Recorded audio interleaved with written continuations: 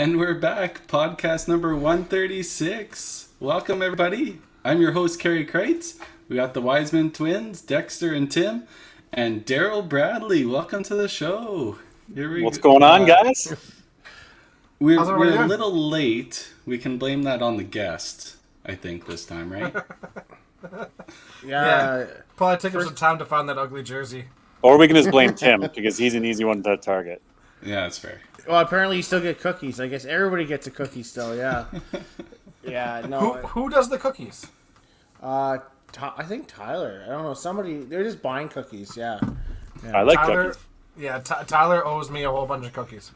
Where's the best cookie? Have we ever had this before? But where's the best cookie?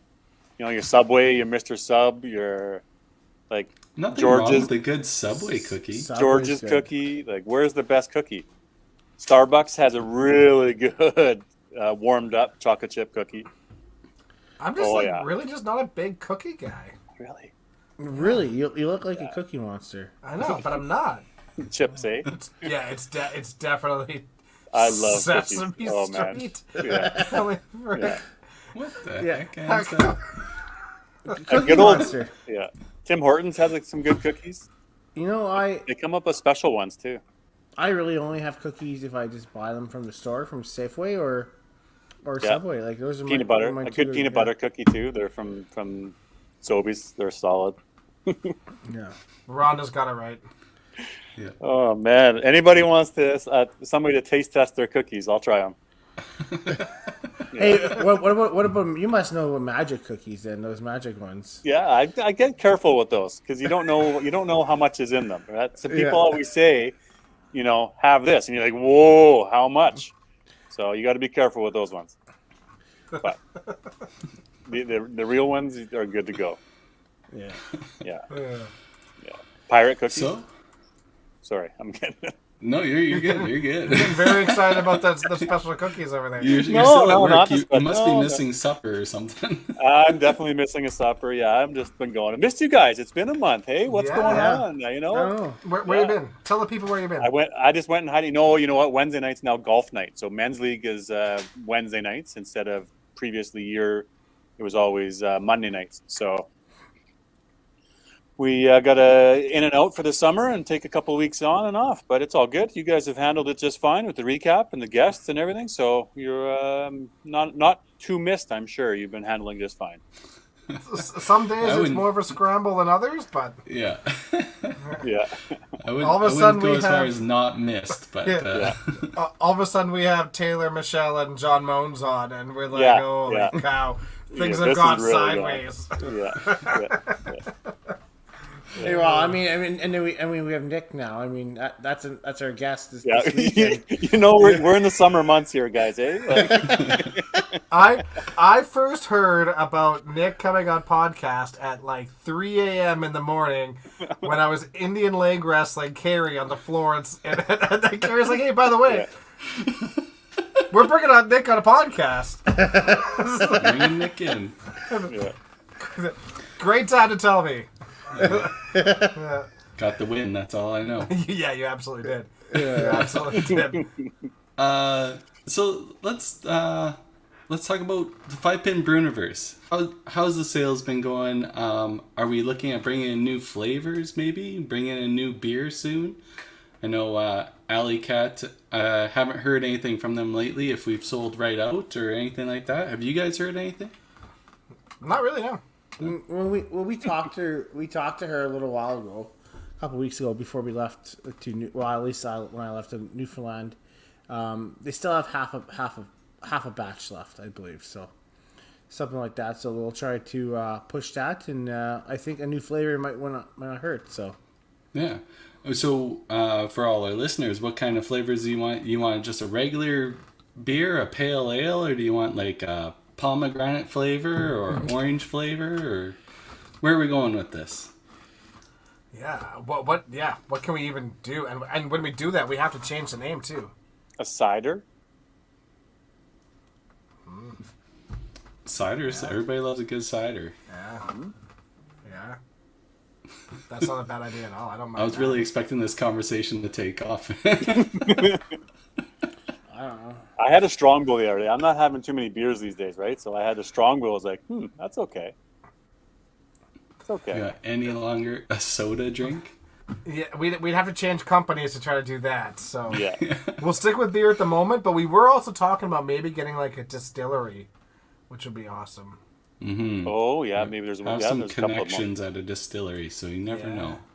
Like a 5-pin Universe Rye would be awesome. A better version of Twisted Tea. Well, that only hits the lady version part there, Jonathan. So Would a distillery have national access for distribution? Do you know? I think Like they're there's a kind of couple of along the same local. line. I think it's kind of along the same lines as any brewery, right? You have to have your licensing in place and stuff like that for that. yeah. We got a few votes out there for some ciders. Henry adds to the count if he's in for a 4 or 6. Oh, yeah, you know- tea. That's probably like an Arnold Palmer. Is that like a half and half? yeah. Is that what that is? No, I think Yeah. it was just a play on a 5-pin term, but whatever. Yeah, it could be that too. But you know, a split tea, okay, yeah. Alberta But maybe we Screech, do that need is a- no. A non-alcoholic drink from a different supplier that makes, I don't know, Yeah. the Jones sodas, right? Aren't they? Is that what they are? Yeah. Yeah. Jones Sodas, yeah. Well, isn't I there mean, there an Alberta energy drink company? Like, isn't Bang Alberta? Or there's definitely an Alberta one. Whoa. Maybe it's not Bang, but I was thinking, well, it doesn't like sodas. Like, I guess maybe some places do sodas. Because doesn't Grizzly Paw do that? Don't they do both? They do. Don't they do Actually- both? I think Alley Cat did. They just came out with their sodas. well, there we already got. Alley Cat See? just came out Look with at this sodas. brainstorm session. This is just wonderful, Carrie. Great topic. People tuned in for just for this. It's how our company works. Yeah. They did. They absolutely came out with sodas. Like, well, I mean, alcoholic sodas, but yeah, spritzers. Spritzers. Yeah. Yeah. See, it's all doable. Just got to find the right people. That's There we right. go. So, Carrie, I know you have a pen and paper there, and you're jotting notes down there. You bet. So yeah. So Can't you see? yeah. Absolutely. But if we're talking about beer, I mean, we're not talking about like anything else right now. But if we had a different beer, all I see is lager out there. I don't see anything else. There's all we talk about everything else. But it'd be great to have two different things, I guess, right? So, but if we had a beer option, what would it be? A nice light lager.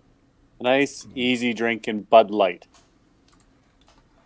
You know what I mean? Like Coors Light, Bud Light. Easy Just a easy nice drinking. light beer. Yeah. Maybe Calgary will drink it then, because they hate good beer. So. Yeah. Calgary's the only ones that really have an issue. I mean, but you're saying the Toppler people, right? Is that what we're talking about? The Toppler people? I just know of some Calgary people that do not Oh, like let's just throw them under the bus. I Oh mean, yeah. We've heard big comments about it. So yeah. yeah, but I mean, they're the ones Big probably black drinking hole. Lucky.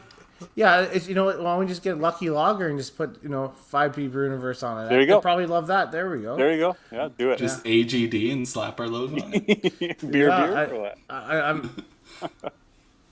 They just don't know what good beer is. They just drink the crappy kind, right? So.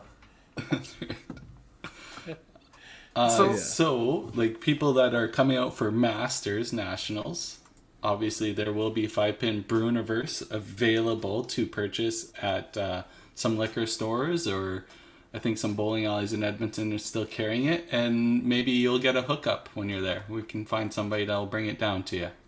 Yeah. Yeah, I know we have don't some be Australia afraid. Bowl still, so. Yeah. I would love to get an IPA. I just don't know how many we'd sell. But I would love to have an IPA. Do you know what's I think crazy that's now? why you got to go to the mass market, right? What's the majority going to want? Unfortunately. Do you know what the crazy part is? Like, everybody's now on the craft beer bandwagon. So, like having like an easy drinking beer. That's not necessarily what people are looking for anymore, right? Man, it's I getting don't know. harder to serve beer at a bowling alley too, because everyone comes up and they're like, "Hey, what do you have that's like hoppy?" And like, we're a bowling alley, and you have to know what kind of beers are each, and like, it's crazy. I remember the days where it's like, here's a Canadian and here's a kokanee, and that's basically what people drank. And now they're all like, "What's hoppy? I like an IPA, but not too bitter." And what's the IBUs on this? And you got to be like well versed in beer at a bowling alley. It's dumb. Well, when you have Fishbone on tap, you better know what it is, Oh, for sure, for sure. But yeah, because that one will knock you off your feet if you're not ready for it. yeah, that's true. That's true. So any other quick topics before we bring in our guest, or we're good to go? Oh, Avs suck. Go Lightning. I have to say that. I'm a Lightning fan this week. And basketball. Three-peat. Yeah. Oh, and go Golden State. Yeah. Ah, frig. What sport is that? Go Jays. How about golf Yeah, and exactly. the PGA Tour Oh, yeah. and the Live Tour? Okay. What would you do? What would you guys do? Look, it depends. It depends on where I am in my career. Right now, Exactly. I'd be all over the Live Tour. Yeah, So exactly. I know. If I'm a trash golfer, Daryl will be the You first know? one signed. Yeah, big numbers. absolutely. If I'm not good enough to compete on the PGA and make money there, then yeah, I'd go to Live. So You know- let's see. The five of us, who would be staying? So there's me, Carrie, Dex, Tim, and Adam. Who's staying? Who's going? Adam's Again, a sellout for sure. It depends. Adam's staying. Adam's not going. Adam's a sellout for sure. Look, if Adam's already in the Hall of Fame. He's Phil Mickelson. He's moving on. Yeah. I'm if I Chase have a Koepka. whole bunch of PGA wins, if I have a couple major wins, a whole bunch of PGA wins, I'm staying PGA. If I don't have that, then I'm gone. So it really depends. Compare your bowling. Let's use your bowling career as of to date. Are you jumping to the new highly paid tour? Or are you sticking to your guns and sticking on the WCBT? So who do you see yourself as in comparison to as on the tour? Are you a Jordan Spieth or are you a So- Sergio Garcia? Dexter's a Kevin Na for sure. So Whoa. He's out. it depends. I guess it depends on what that pay jump is, honestly. Because like Well, okay, let's do the direct comparison. So Rory McIlroy won like 1.3 million for winning the Canadian, right? Yeah. And Charles Schwartzel won $4.75 million. So that's like a four-time jump. So on the WCBT, you win $10,000 to win a tour event, or you win 40 grand going somewhere else, and you get paid to go there. My biggest question is, I know like they're talking about like people like Victor Hovland moving over right after the U.S. Open. A couple of them more moving over. They said there's no cuts, and does everybody get paid, right? So what is the cap? Like, what is their roster going to be, right? I don't know. Like, what's their number for each event? They don't have one right now, because right now they're trying to build their brand, right? So they're just paying out. You know what? I'm indifferent. What I'm more upset about is the PGA coming out with their stance. Let them play both. Like, let them play both for all I care, right? There's only eight events a year. Let these guys do their little exhibition, whatever, and let them play the PGA. I don't know why they're like. I think the PGA, like, wasn't there a certain percentage that you had to play on the PGA Tour to keep your membership, right? It was like a 75% of the events you had to play in.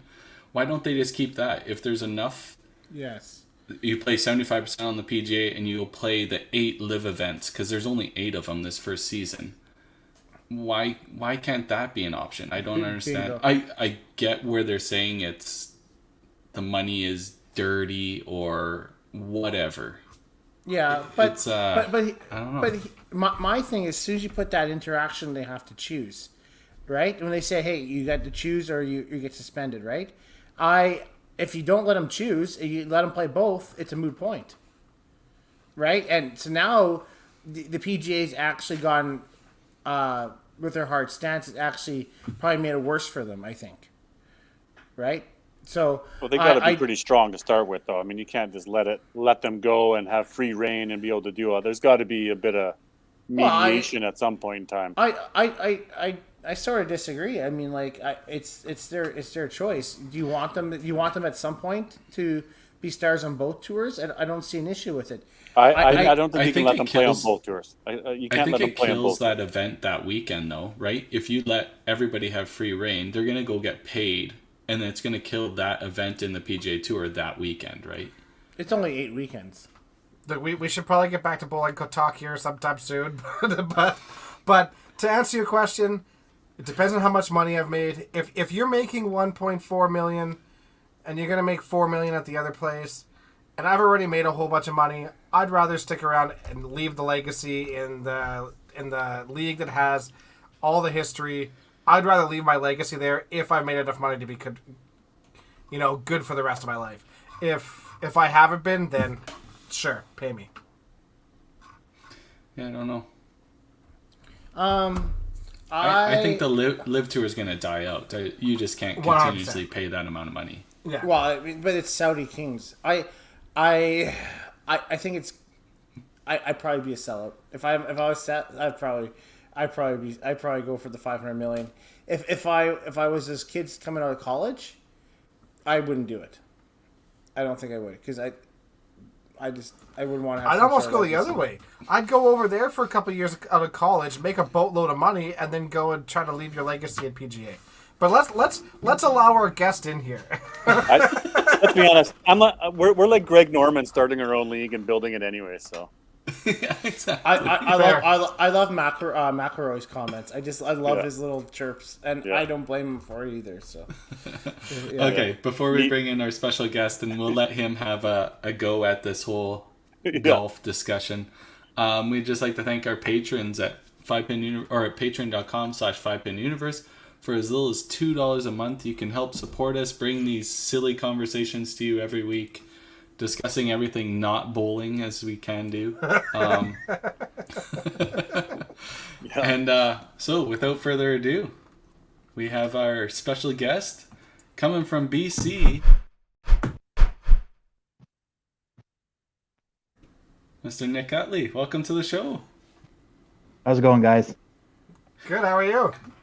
Good. Happy to be here. My first thought was that Tim was like Patrick Reed, basically. I'm like, yeah, he's done. I think Dex would be the one that stays. I think Kerry would stay. DB might go over. yeah, Well, I'm Greg Norman starting the league and building it. And Yeah, paying he might. Yeah, everybody he off. might take all the money. Hey, you know what? No, I'm getting honestly, paid the most. Yeah. my honest opinion is like maybe they need to have some sort of rule, like if you're on the PGA, like first of all, I agree with Tim, like they shouldn't be telling these guys they can't go over. They're independent contractors. I truly believe that. You know, they have the right to play where they want to play. There's never been an issue with letting guys play elsewhere before. Yeah. And now it's like you've made it this political thing. Well, you know, Graham McDowell said it best, like they're not politicians. They're just going where the opportunity is, right? So you can't blame them. It's not fair to take it out on them.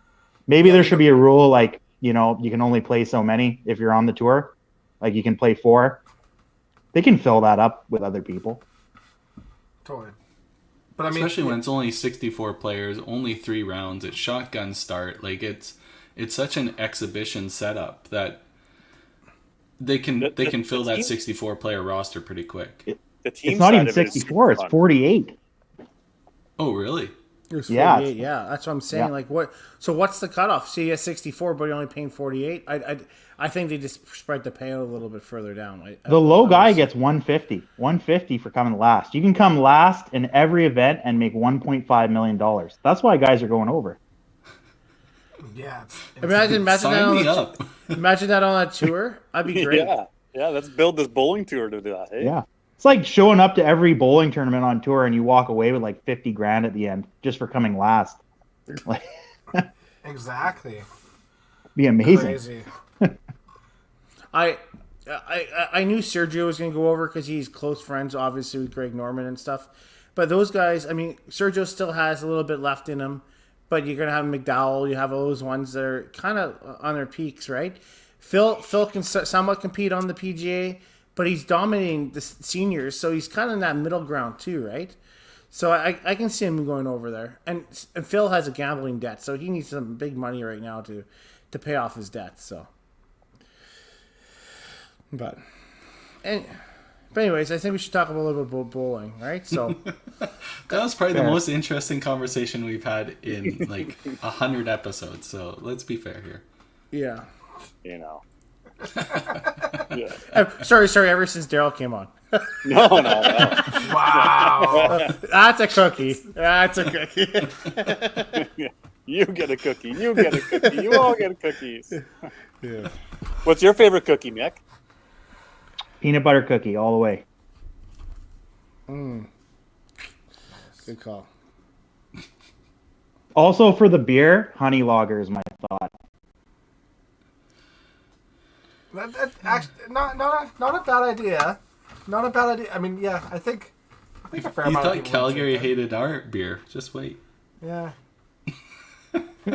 I think a cider would be so good, though. I think a cider would be great. Yeah, I was with DB on that, and then he suggested non-alcoholic drink, and I was like, "Nah, I'm out." I think we need to. We've seen videos of you liking your liquor, so No, the 7-second video. Like, I have so many questions about that 7-second video. Yeah, I was hoping that didn't exist, and I was really disappointed to find out it did. Well, it's not showing up on this podcast. Yeah. I'll tell But you know what? Yeah, It's that's a not- good it's idea. not I'm that really it thank you. doesn't I exist. appreciate that. It's like a 6-part series. It's a docu-series on Netflix. There was a lot of I it. think it actually done your favor that about the third second of the video, you see Marcello with his shirt off. So I mean, Oh, it yeah. automatically deflected what you were doing. Thank God they didn't show Marcus. You On know? Marcello. I mean, I think he had a shock too. Wow. Yeah. Oh, Wow. man. Sunday nights after a cash tourney, hey?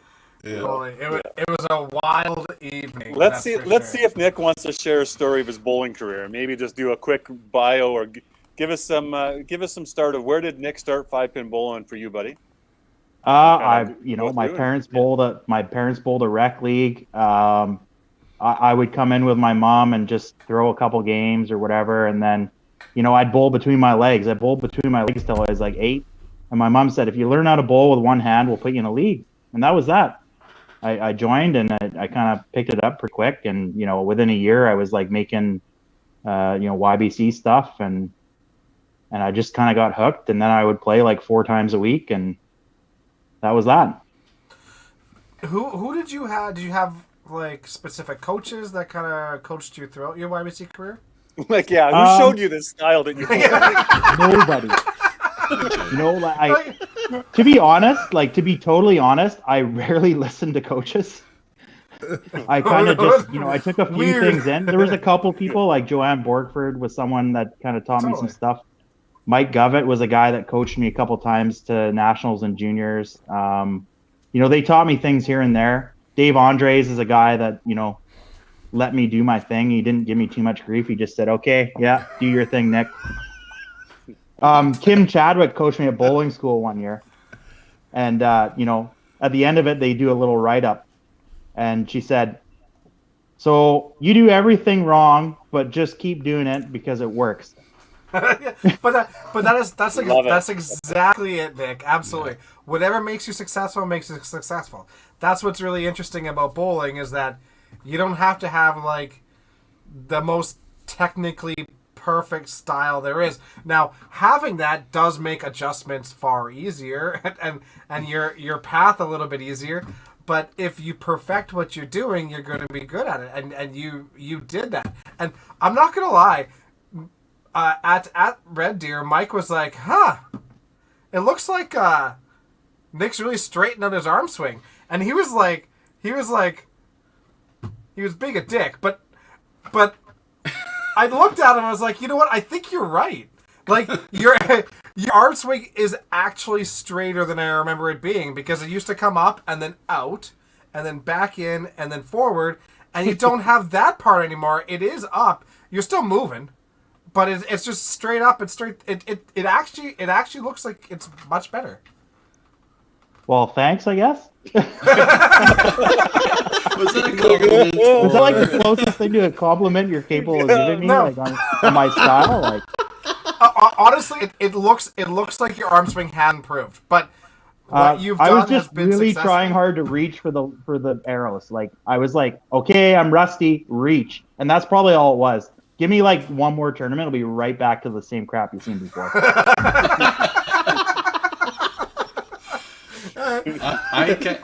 It's funny, Nick, obviously playing against you a few years back when you were playing quite a bit on the tour and stuff like that.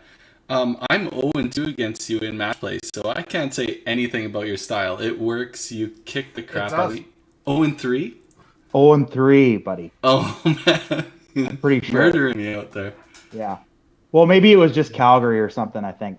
But definitely, Oh. yeah. We've had you've all, when I've played you, it's been you seem to plow against me. I don't know. Like, that's what I remember. Regina in the semifinals. You got me. Yeah, it was like B final or something. Yeah. Yeah. Yeah. I think we played at TPC once, and then, maybe Autumn Open. I think Oh, we yeah, did play at yeah. Calgary, yeah. How do you guys remember this shit? I don't remember like 90% of the people I faced. Oh, well, that's just like, I made so many cuts. How am I supposed to know? That who is to not play? what I'm saying. Don't put Yeah, that in that's my mouth. 100%. That's what That's exactly all he was putting I don't out remember there. shit. I don't remember shit. It sounds like a Live Tour member right now. I can tell it right now. Yeah, I'd get the invite. You probably wouldn't. I don't know. Your name's Kevin Naw right now, so I get it. I don't. Nick, have we ever faced each other? We have in Red Deer in the bracket. We had like the group of death one year. I think me and I think Tim was in that group too. I think it was like me, you, Right. Tim, Kevin Holdsworth, Mike Lecoussier. I forget who else, but definitely Was that those the year Kevin 4 won? or 5. Might have been. I don't remember. That was a while ago. I think that was like 20. That would have been no, that was like 10 years ago at least. I don't remember what year. Okay, yeah, fair. And Nick, we did bowl against each other in 2000 junior boys nationals. Duh. Back in Yeah. Victoria Lanes, yeah. That was what? Junior- Where was junior that? boys YBC? Yeah, nice. Yeah. Did we bowl each other? Yeah. We're Okay. we were in Victoria Was that Lanes. Manitoba? No, that was in Southern Ontario, Kitchener, Waterloo. In Okay, 2000. yeah. That's you're right. That's we were the bottom of the pile on that one, I think. Yeah. Just, yeah. But hey, I went 3 years in a row. I went to nationals every year as a junior. I just didn't make it very much as a senior. Fair. Did you always play out of Scottsdale? For YBC, yeah. And then, I bowled like locally, like I bowled at like Cloverdale Lanes and the Dell. I've always bowled that a lot too. Now I bowl at Dell. The YBC program Scottsdale's got new Scottsdale owners was and stuff. fantastic. Scottsdale's pinfall is a lot tougher these days. I've heard that. Yeah, I've heard that. Yeah, But yeah, the YBC program back in the day in Scottsdale was phenomenal. There were amazing. you guys were pumping out people going to nationals all the time. It was great. Full house, 24 lanes. Yeah, It was a great. When I was in YBC, that league was amazing. yeah. Absolutely. Refresh my memory, Nick. Is Cloverdale still open? No, it shut down. Unfortunately, I think during COVID, it shut down, and I'm not sure if it was because of COVID, but yeah, they're no longer around. Unfortunately, it's too bad. Really unfortunate because they won the lottery and bought the place, right? And then pumped in a lot Yep. of money into it to renovate it and make it nice. And Yeah, Sold it. yeah, it's too yeah. I'm not sure the What's reasoning. left? but- What's left in the region now for that area? Not much. It's just Scottsdale and Liddell in our zone. So like the Yeah. Fraser Valley South, it's Scottsdale and Liddell. Liddell's not sanctioned, but we host a lot of tournaments and stuff there, and we can play a lot of competitive stuff there. We've got a competitive like scratch league, draft league.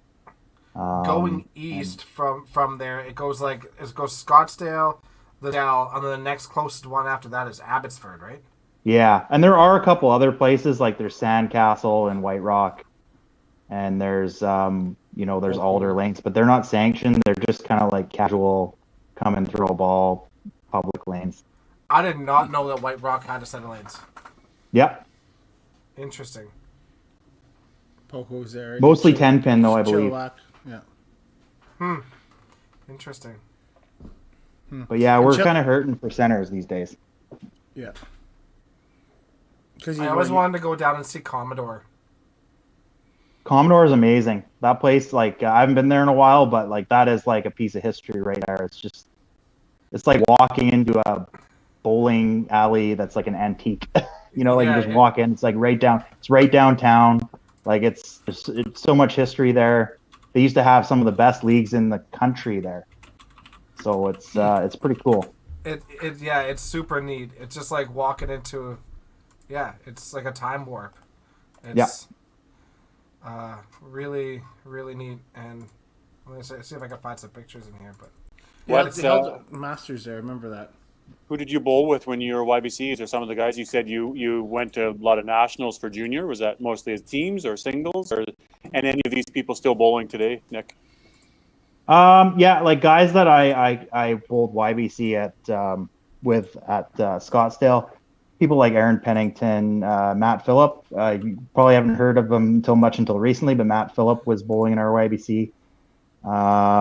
There's a few others like Chelsea Ely Norris's. would bowl in our league for the ladies side.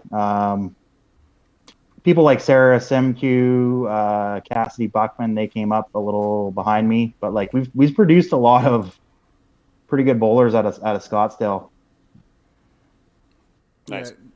Yeah. You guys had you had Norris's out of there too, right? Andrew Norris, yeah, he bowled out of there. There was a lot of people that were good that just didn't continue. That's the unfortunate thing, like a guy like Jesse Ewing and Don Ewing still bowls. He's about 220 average, but Jesse Ewing was really good, and he just kind of ran into some knee trouble and kind of stopped. But he was like a 250 to 260 average bowler in his day, and that was in YC too, right? So I mean, Andrew Norris, I won a silver with him in my first year junior at YBC Nationals. That was a pretty good team. We ran into some juggernaut Manitoba team, and I think they went like 19-1 or something like that. They lost like once or twice. What center is this? The Commodore? yeah, I'm trying to blow it up, but it's not. You could Is it download still, the picture and upload it. That's exactly what I'm doing. Is it still in action, Commodore? It is. It is, yeah. I believe so, So- yeah. Yeah. Where the is it? Commodore- Downtown, you were saying, right? Downtown. Right downtown. It's like right across from the mall. It's Very hip and retro, man. Wow. Yeah, these are the lanes where people used to go down, the big time players, right? Back Yeah. in the day, like you had the Norm Shandises down there, you had the Cigars and, Wayne yeah. Blacks and all those guys. Grana down there. Better, people like that. Yeah. Yeah, so these come Yeah. down here for the big events down here. Yeah. Fun. It's beautiful. Like, Yeah, it looks awesome. love to go down there one day and just explore. It's definitely worth taking a look. Like if you've never been there, definitely something to go check out. Commodore, July. I'm going here in July for a fishing trip. We're gonna hit it up. Dude, Nice. yeah. Might be a little warm in there in July. Yeah. I'll vlog it. Hit and miss these days. Yeah. So So- when sorry Dex, when you started getting competitive, was there adult leagues and super leagues and stuff like that? Like how did you start getting the competitive edge and playing against some of the the older people in there? So when I was coming up, they didn't want to let people under 16 into like the adult leagues, but they let me in at 15 because I was averaging like 240. So they're like, okay, we'll make an exception, And it's weird because nowadays it's like there's no way that would happen. We want like if you're 12 and you're good, we want you in the league, right? That's how it is out here anyways. I don't know if it's like that for you guys too, but it seems to be the way now. But so they let me in, and then I kind of kept getting better, and then like by the time I was 17, I was like winning everything I touched, and like adult tournaments, YBC tournaments.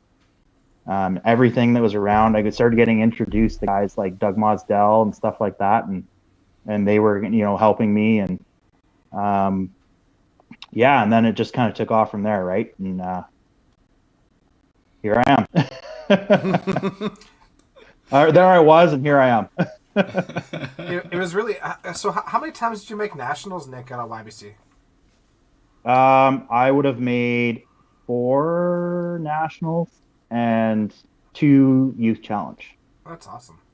Now, it's funny, and this is really starting to date ourselves here too. But when we were in YBC, it was before Facebook and things like that were a thing at all.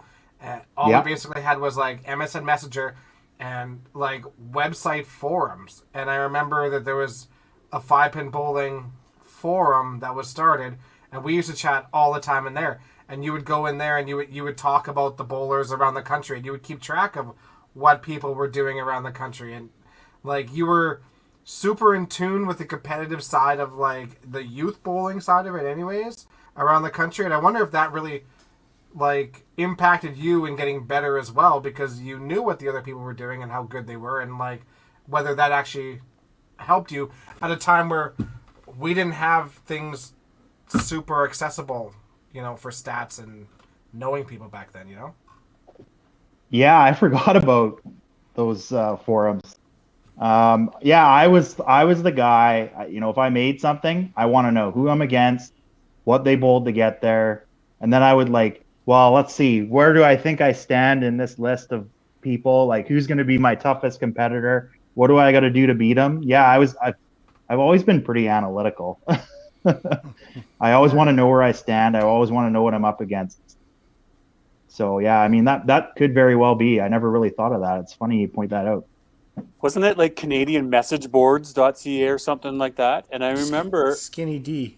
yeah, it's Canadian message boards or something like that. And I remember a guy coming into all of the 5-pin groups and started saying Facebook.com. And I feel like it's Jeff Young is the name in my mind. And we're like, who is Jeff Young? Who is this guy posting about Facebook? And it went in this moment of like all these forum groups and all these ranking reports and everything that we're come to know and love about, groups that he started posting, and then it all just went by the wayside. I remember the sponsor dollars and money went into this website and this board, but then it just kind of went beside because Facebook came and took over. Is that what it was? Jim had Canadian5pin.com. But there was message boards. It was message boards, and there was like, yeah, it was good, man.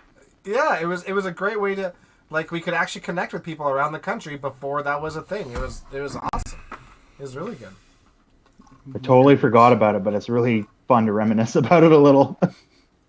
Yeah. I don't know why. I think me and Matt McKillop bantered back and forth quite a bit. Well, that guy bantered with everybody he could banter with, and still does. So whatever. Yeah. No, that's neat. So then you got into the adults.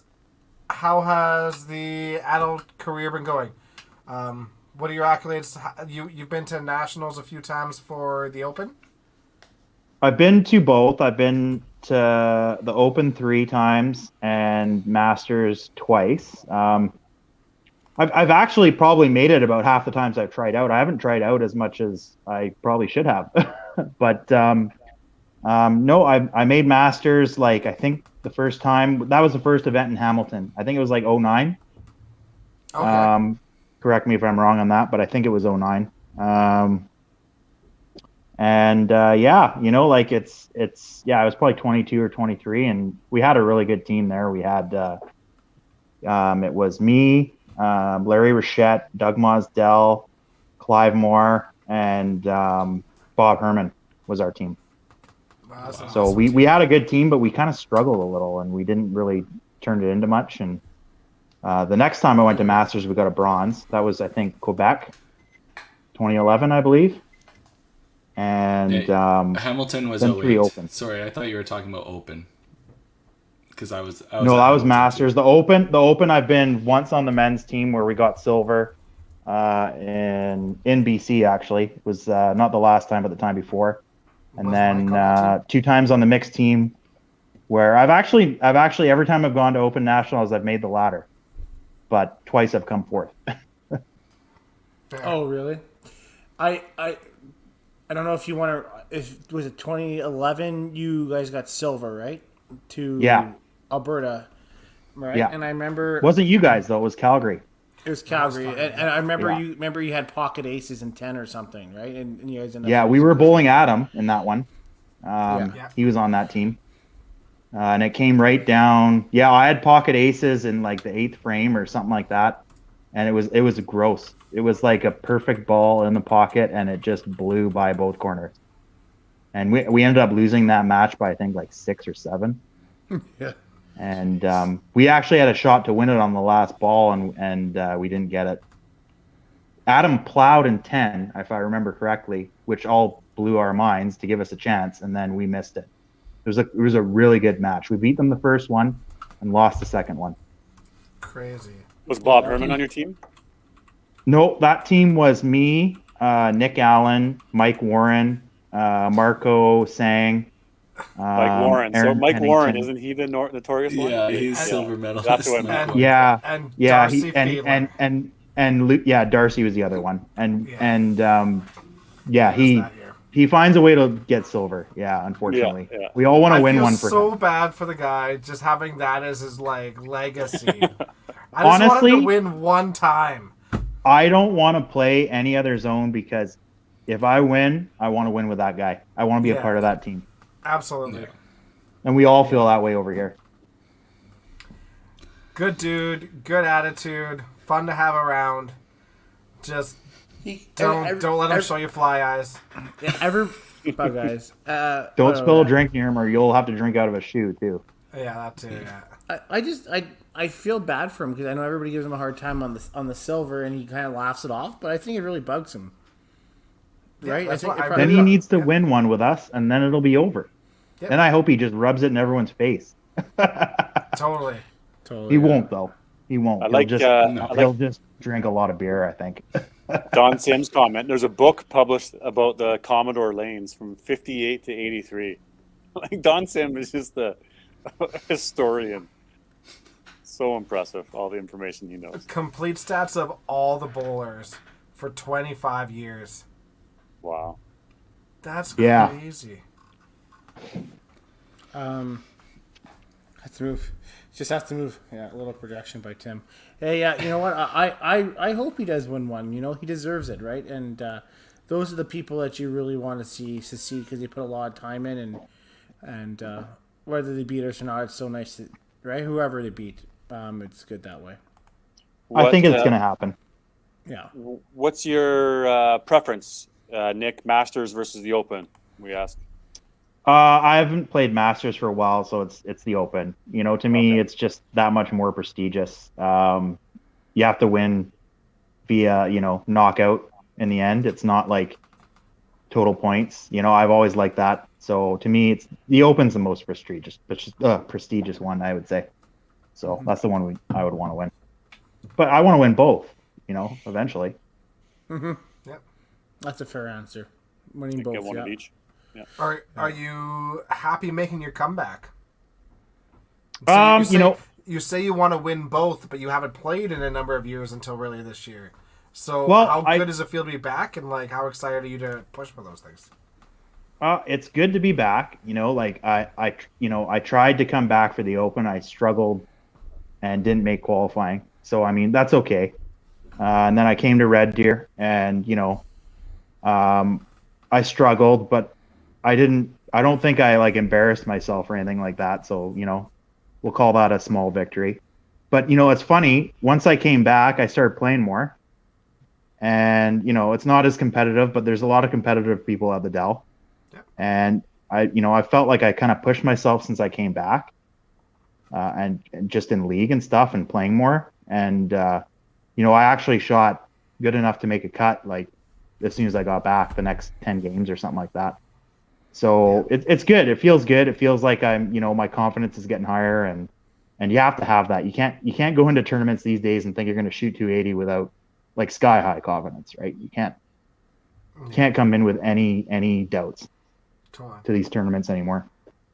And I think I think you coming to the tournament, participating, and then going back home and throwing some balls right away. I think that's what a lot of people need to take out of it too, is putting yourself in those situations will make you better really quickly, because you have to figure out a focus for a long period of time You have to figure out your repetitions and consistency with your approach for a long period of time.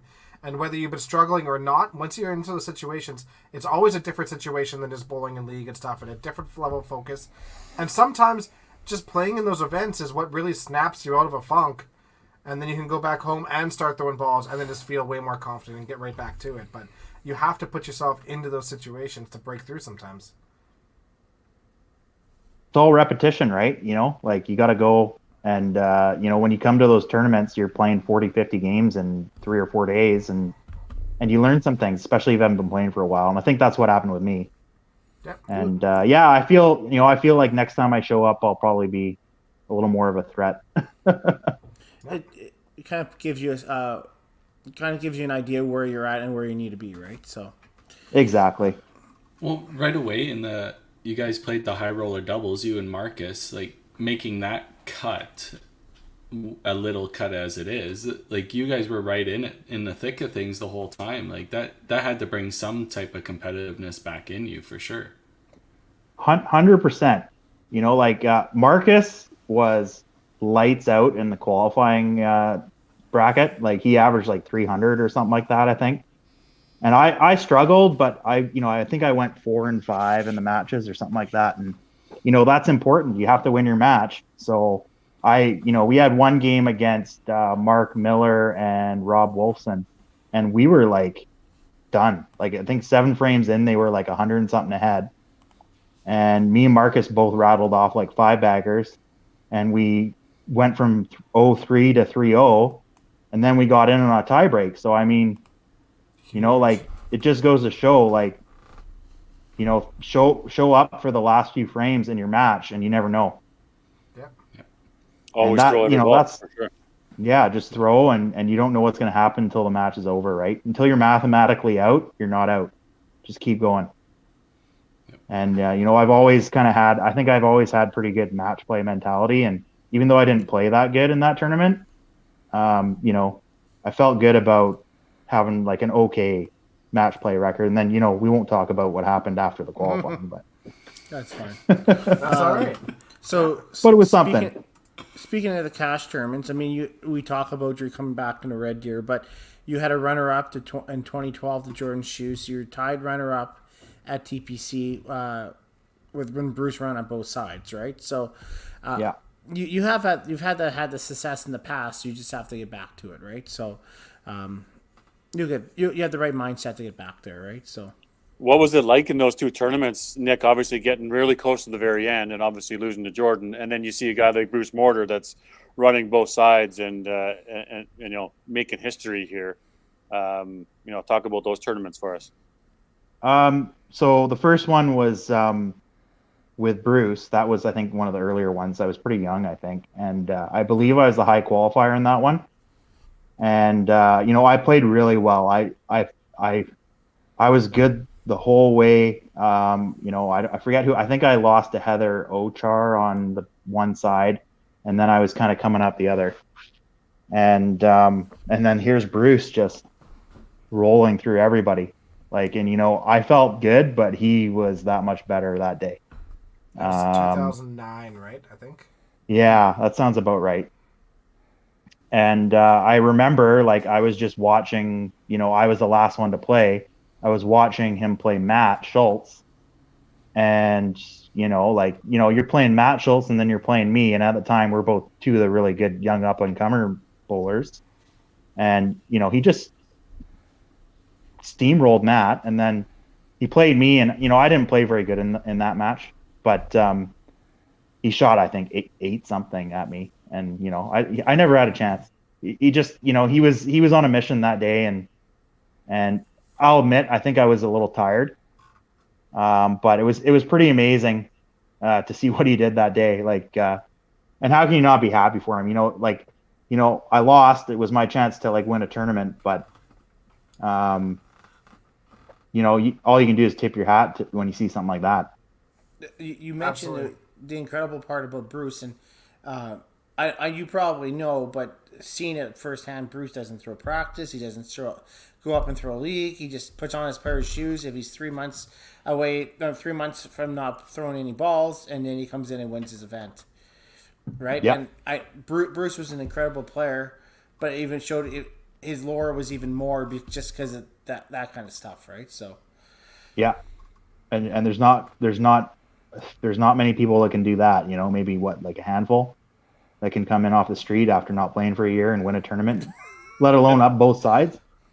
Yeah, You just know? to have that level of like mental focus. 33 Like, games. Forget about the physical 30 side of it, games. just to be able to focus for that period of time when you're not used to it anymore. It's crazy. And then Regina, I think that was a few years later, and by then I was kind of learning. I used to be very like vocal on the lanes and like my matches and stuff, and I like started to learn like, okay, like you got to conserve your energy, right? Otherwise, you're gonna like wear yourself out, because that's part of it, right? Like when you're going on these marathon, 25 game days, like you can't be yelling and screaming. You have to pick your times to do that in order to like get all the way. Yep. So I think that's kind of what I did that day. I kind of like, just bared down. I remember on the B side, I played Matt Schultz and he had just lost, and I was thinking, this guy is like the worst person ever to play after he's lost a match. That he's like you better come out and shoot like 900, right? At least. So if I recall correctly, in that match, he started with 8 in a row and I started with 7. And he ended up beating me like 1,050 to like 960 or something like that. And I'm like sitting there and like I'm looking at Darren Rich at the end and I'm like, what do I do to that? He's like, you can't do anything. It's like, you That's both right. played well, but Yeah. there's matches like that happen. That's the highest one I've ever been in. Yeah, that was 2012, because that was the year after I won. I was defending that, and you knocked me out in the finals Yeah. there. Yeah, I think I went by. I think I forget who I played on the A. I think it was an older guy.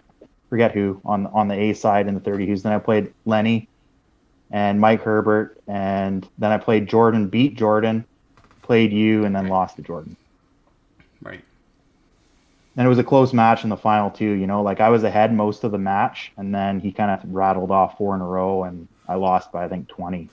It's too bad. I was that close, right? But so we keep playing. Yeah. Unfortunately, there's usually more seconds than firsts. So. yeah. Unfortunately. You got a pretty impressive memory there, Nick. Yeah. Okay. Right? Well, I haven't been in a match play final since then. Really, I think I went to So it's your Scottsdale. last one. Yeah. 10 years. Maybe 10 I years. went to one in Scottsdale and played. Yeah. I think in the summer that year, and then I haven't been at a lot of tournaments. I work a lot on the weekends, so it's hard for me to justify giving up. It's not like most people where they're working during the week. I work on the weekends at a pub, so I not only have to pay to get there, pay everything. I'm giving up my wage for 2 nights. Yeah. And Sure. so I've got to pick and choose. I want to play more, but Fair. it's probably going to be a couple tournaments a year, I think. So Rotate them. We're talking about your good memory. One thing I always remember was the TPC. We still talk about it. Was when you went 400, like a $130, 400. I think it was like 400 buck 19. It was $129. Okay. I rounded up for you, so that's good. Yeah. Yeah, it was $129. I actually bowled 3 400 games in 9 games. So I rolled one in practice the day before I came. Last game I threw at the Dell, 400 and something. And then I threw the shift, and I think I started with a 300 and like 240. Then I shot a 400 something. Then I think I rattled off like 3 240s in a row. And then I shot the $129, and I think I was losing my mind, to be honest. No. I you remember wouldn't be Lynn losing your Howell mind. being behind me, like going, like Lynn, how Lynn is, and he's like running around, like kind of just like pointing out everything that's interesting that's going on, and he's like, "Oh, what a terrible game! Like Nick's gonna fall out, right?" And I'm thinking, "Oh, Just great. rubbing it in. Here's Lynn Howell. Like I don't want to. This doesn't look good, right?" And then so I remember I was just pissed, and I plowed a bunch, and I think my first ball in the next game was a plow as well. So, and then I go like 10 in a row. And then all of a sudden Lynn's back there and he's like, "Well, I've never seen 2 400s in a shift like that before." and then I'm up to back up to 8th overall or something like that. So yeah, I know I probably lost high qualifier because of that 129, but at least I made the cut. Honestly, man, I tell my league bowlers about it all the time. It probably comes up. It probably comes up once a month in our center. I'm not even joking. Somebody comes up to the counter, is like, man, not in a negative way. No. I was like, it comes up. He's like, I just want to be consistent. Why can't I just be consistent? I'd be so good if I'd be consistent. It's like, one of the best bowlers I know shot 400, 129, 400. Don't fucking worry about it. I feel like I've given you that same always a speech way out. when you come up. yeah. It happens. It's just funny. So the worst part I find is that it's only a 930 quad. Whoop de doo, right? I mean, I think they that's weren't the all hard together part. though. They were in the thought same they were. shift, but it wasn't I thought they were 400, 3 consecutive. 129. No, it was the third game in the shift was a 400, and then the seventh game was a $129, and then it was a 400 again. Yeah. So they weren't all. It wasn't 400, $129, 400. I'm gonna tell the story that way though. That's fine. I'll give you permission for that. Sounds better, anyways, doesn't it? It does. So I guess the question out there for everybody out there: what was your mental game to come back from the $129? I think I just got really angry and just started throwing the ball as hard as I could down the lane, and when I get I used to get like that, it sounds weird, but I've gotten angry a bunch, and if I get angry, sometimes I find a line and just string 8 or 9 in a row. One year at Open Trials, I was out of it, and I got really pissed off, and I strung 8 strikes in a row, just doing that thing, just basically doing everything you're not supposed to do, gunning the line full force, and just letting it rip. And I think I put so much on the ball, if I hit any part of the side when I was like that, the pins just blew apart. And I ended up coming from nowhere, from 150 points down, to sneak onto the mixed team. That's and awesome. I know Aaron Pennington, he was annoyed because I took his spot. Oh, that sucks when you're supposed to use your roommate. Yeah, I know.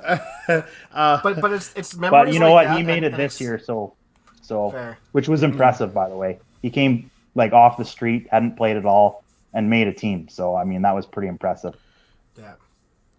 So I remember things like that because whenever you are down and out, you can be, hey, I was down and out at this point, and I shot a 9-bagger to come back and make the team. It just reaffirms that you just play to the end, find something, and you can make that comeback. Did it in Calgary once too. Mm-hmm. I remember 8 in a row at the end, and I think it was Matt Eisenhower and someone else, and they're all "Oh, we're tied, it's a roll off, and then I'm like, "Oh, what's the score?" And it was 1 pin lower than mine total, and I'm like, "No, I've got one higher than that." They're like, "What?" But yeah, it's just you never know. You never suspect that guy to come out of nowhere and shoot 8 in a row at the end to sneak in, but it happened. But I feel like you are kind of the guy that does that, though, right, Nick? You probably had some Used big to last be. games. Hopefully, I can do it again someday. Right? I'd rather just get in there without having to shoot an 8-bagger at the end. True. It sure feels good when you do it, though. Another guy that was I remember that was like that. I remember back in the day in Saskatoon, I went up to Kevin Holdsworth. I think it was the year after he won, and I'm like, "Oh, you're kind of struggling this shift, Kevin." And he's like, "Yeah, I'm like, "Are you gonna bowl again?" Because I think he was 200 pins off making it, right? And he's like, "No, I'm just gonna shoot a 400, I think." And then he did. He just went out there and shot 10 in a row, and boom, he's in by 26. Yeah, I'm like, okay, I'm buying you a drink for that one. That's a very Kevin thing to say and do. Yeah. Absolutely. Yeah. I do want to touch base on, obviously the Scottsdale Classic for all of us here was near and dear to our hearts. We really enjoyed it over the years. I guess maybe we can touch base on a couple things that we did enjoy out there. You did a Peterson points system. Remember, you guys did Peterson points? Side pot. Did we? Yeah, you guys did a Peterson point side pot. Yeah. Okay. I don't recall it. Yeah. So it was like, what was it? Like everyone signs up, and then like whoever the highest was gets some points, and then every game. Yeah, I think Ian McRitchie won that or something, didn't he? no, I don't know. I remember winning it a couple of years. All I remember is I didn't know what the hell it was. I gave you guys $10, and at the end of it, you guys would give me like 150. Yeah, it was like I think we called it the consistency pot or something like that because it was like whoever got the most, whoever's the highest. Yeah, it was whoever got the most points, whoever the highest. And we did it for all the shifts, right? Yeah, that's pretty hard to keep track of, but yeah, it was kind of cool and different. I'm always when I try to like run stuff or like come up with stuff, I like having like new and interesting ideas that haven't been seen before. Totally. So That Vancouver That does tournament, sound like Scottsdale something I tournament would've was fun, right? I remember I would come and we rented a car a couple times. Mustang, stayed at the uncle, and yeah, we did. Yeah, We'd have like it a was a fun barbecue tournament. at my parents' place. Yeah, Like, that's right. I remember that. Yeah, the I barbecue don't know how was they little. put up with that every year, Oh my god! but Or they your did. entire We'd have a poker neighborhood. tournament. I destroyed John Moan's shoulder on that street. Remember when we played 100 cup beer pong? Like, there's a lot of memories at your parents' place. Those poker tournaments Yeah. were wild. Yeah, it was fun. Yeah. Yeah. No, we had a good thing going for a bit there. We even were up to I think 120 entries one year. Shopping It was cart good. races. The shopping cart. Oh, the That, shopping cart. with Sean John. That's probably the most Sean John, epic yeah. thing. Yeah. Bad idea, guys. Bad For idea. two guys. beer. For Bad two idea, beer. guys. For two beer. Bang. That's all Bang pitch right back into then. the. I just Yeah. saw Yeah. Sean John a couple weeks ago. He popped into the bowling alley. It was awesome. Yeah, here's Greg. I've not mentioned seen it, that yeah. guy for a long time. Yeah, Johnny was in on that too. I was like, oh boy, this is a bad Yeah. idea. Yeah, I Bad remember. idea. Sean Jack John, you Baker okay? losing what was it, seven flips in a row or something like that. You won't lose the next one, Jack. Lose. It was like 9 rounds or something like that for each time. His bill was just off the charts. Yeah, we had a good time. You know, it was a great event for us younger ones back in the day. That's how we got all. It was a young event, right? Everybody got along. Everybody did their thing, and the camaraderie was really good. But I don't know. Maybe this is the right time if you want to talk about what you kind of have got in the works here. Yeah, so we want to announce that we are going to bring a tournament back on Labor Day weekend, and it's going to be this year, and it's called the Triple Crown Memorial, and that's in memorial of 3 people we lost over COVID: Larry Johnson, Larry Rochette, and Doug Mosdell. And we feel it's kind of like the right time, with COVID ending, kind of the restrictions, to like have something like this and try to honor those guys and see if we can come up with a tournament that locally can be good. And then if it's good locally, we'll see where it goes, right? But for now, we want to see what we can do. That's going to be a $200 entry. I think I gave you guys the poster and stuff. We're going to have a high roller event. So if anyone wants to come from out of town, there's going to be a $500 high roller event. So 500, we got 24 spots. We're going to have 2 shifts. It's going to be kind of like Red Deer group style. So we're going to draw 4 groups of 6, and everyone will play each other once. And if you win your match, it's a bonus 50. And then the top 2 in each group will come through and play a final 8, and they'll all get paid out. And we're going to actually reserve until August 1st. We're going to reserve 16 of those spots for anyone who wants to come from out of town. So if you do want to come from out of town for our tournament, there's lots of high roller spots available to you. We're only going to make 8 available to locals. And then after August 1st, it's first come, first serve, whoever pays, if we got spots open. We're going to run a doubles event on Friday. And then we got the 3 shifts, and each shift's named after, Larry Rochette, Larry Johnson, and Doug Mosdell. So we're gonna have someone talk about each of those guys before each shift. And we really hope that we can make a good tournament here.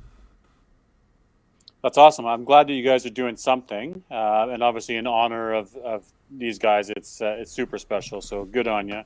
Obviously, hope the support of your local, like you said, Nick, it's really generated a really solid local tournament. Get the people out there coming in all across BC, right? Yep. And if you obviously get some Alberta and some of the Western players, it's got the great foundation makings of a solid tournament. So good on you for putting an effort together and trying to get a tournament going again. And we also have some sponsors that have stepped up, which is like really big for us. In the past, we haven't been able to do that, like with Scottsdale Classic and stuff. So like Rhonda McDougall stepped up and with her company, Venom Industrial, and Awesome. they're gonna sponsor. And I think Barry Wright's got a couple sponsorships lined up, and there might be some more. And we're working on ways to like kind of make sure that we cover all the bowling alleys expenses so that we can pay out all the money that comes in. Do you obviously you're going to work to get the word out amongst your peers and the local players down there, the island players up into Absolutely. Yeah, we've already kind of like locally put a town hall together, and we had a little mini tournament, and anyone who wanted to have some input, like they were allowed to come down and put their input. And we had a little chat group with all the locals, and we said, this is our chance to like put something together and turn out and show the rest of Canada that we want to have something like this. And I think it's different this time around, especially there's more appetite after COVID.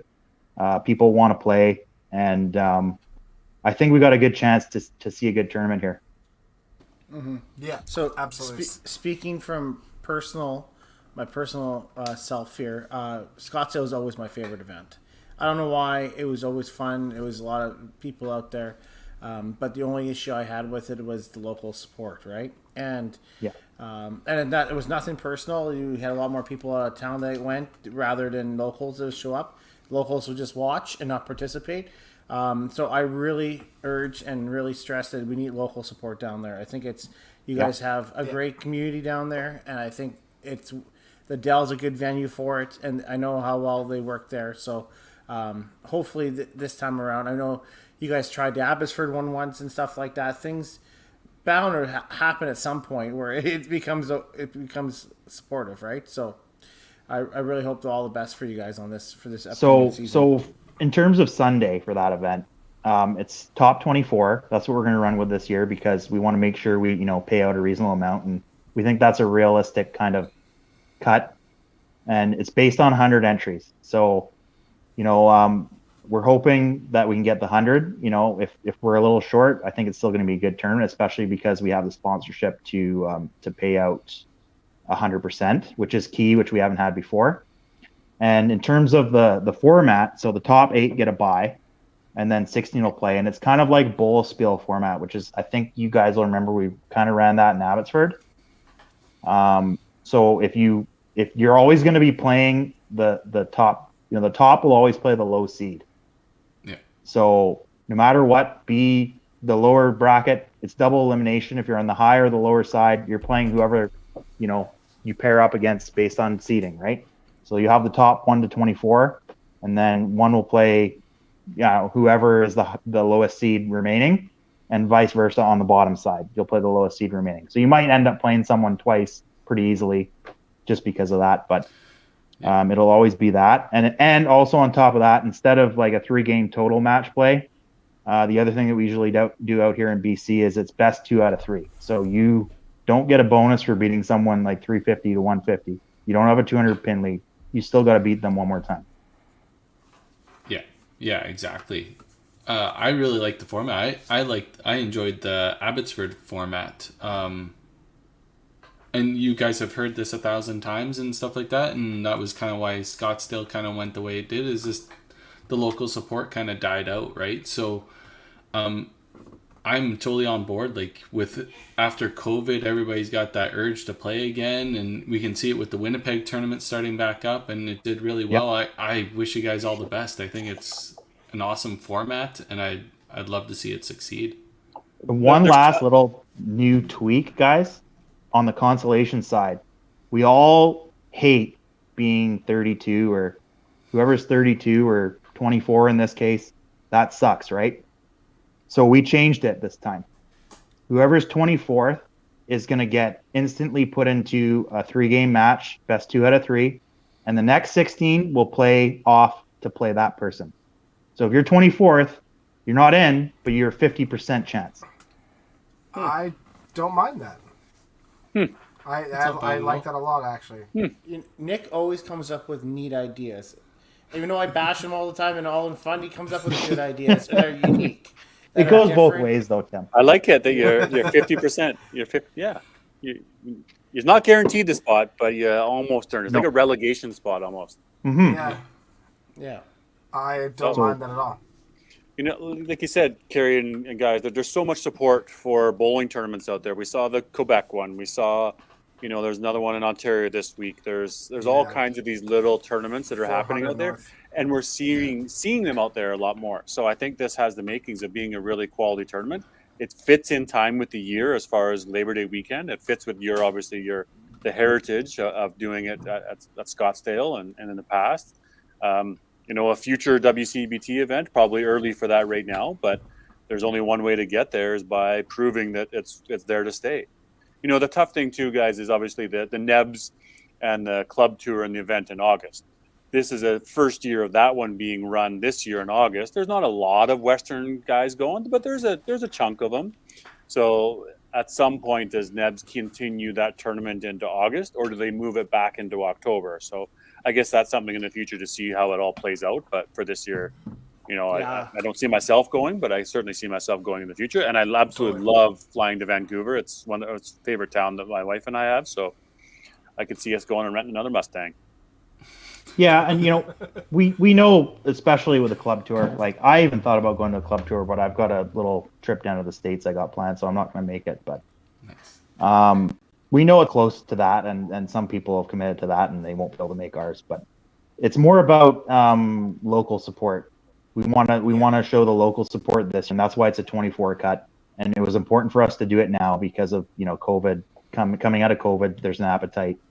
And if we get a good turnout, if we hit the 100 entries, I'm not sure what the requirement is to join tour. Like what?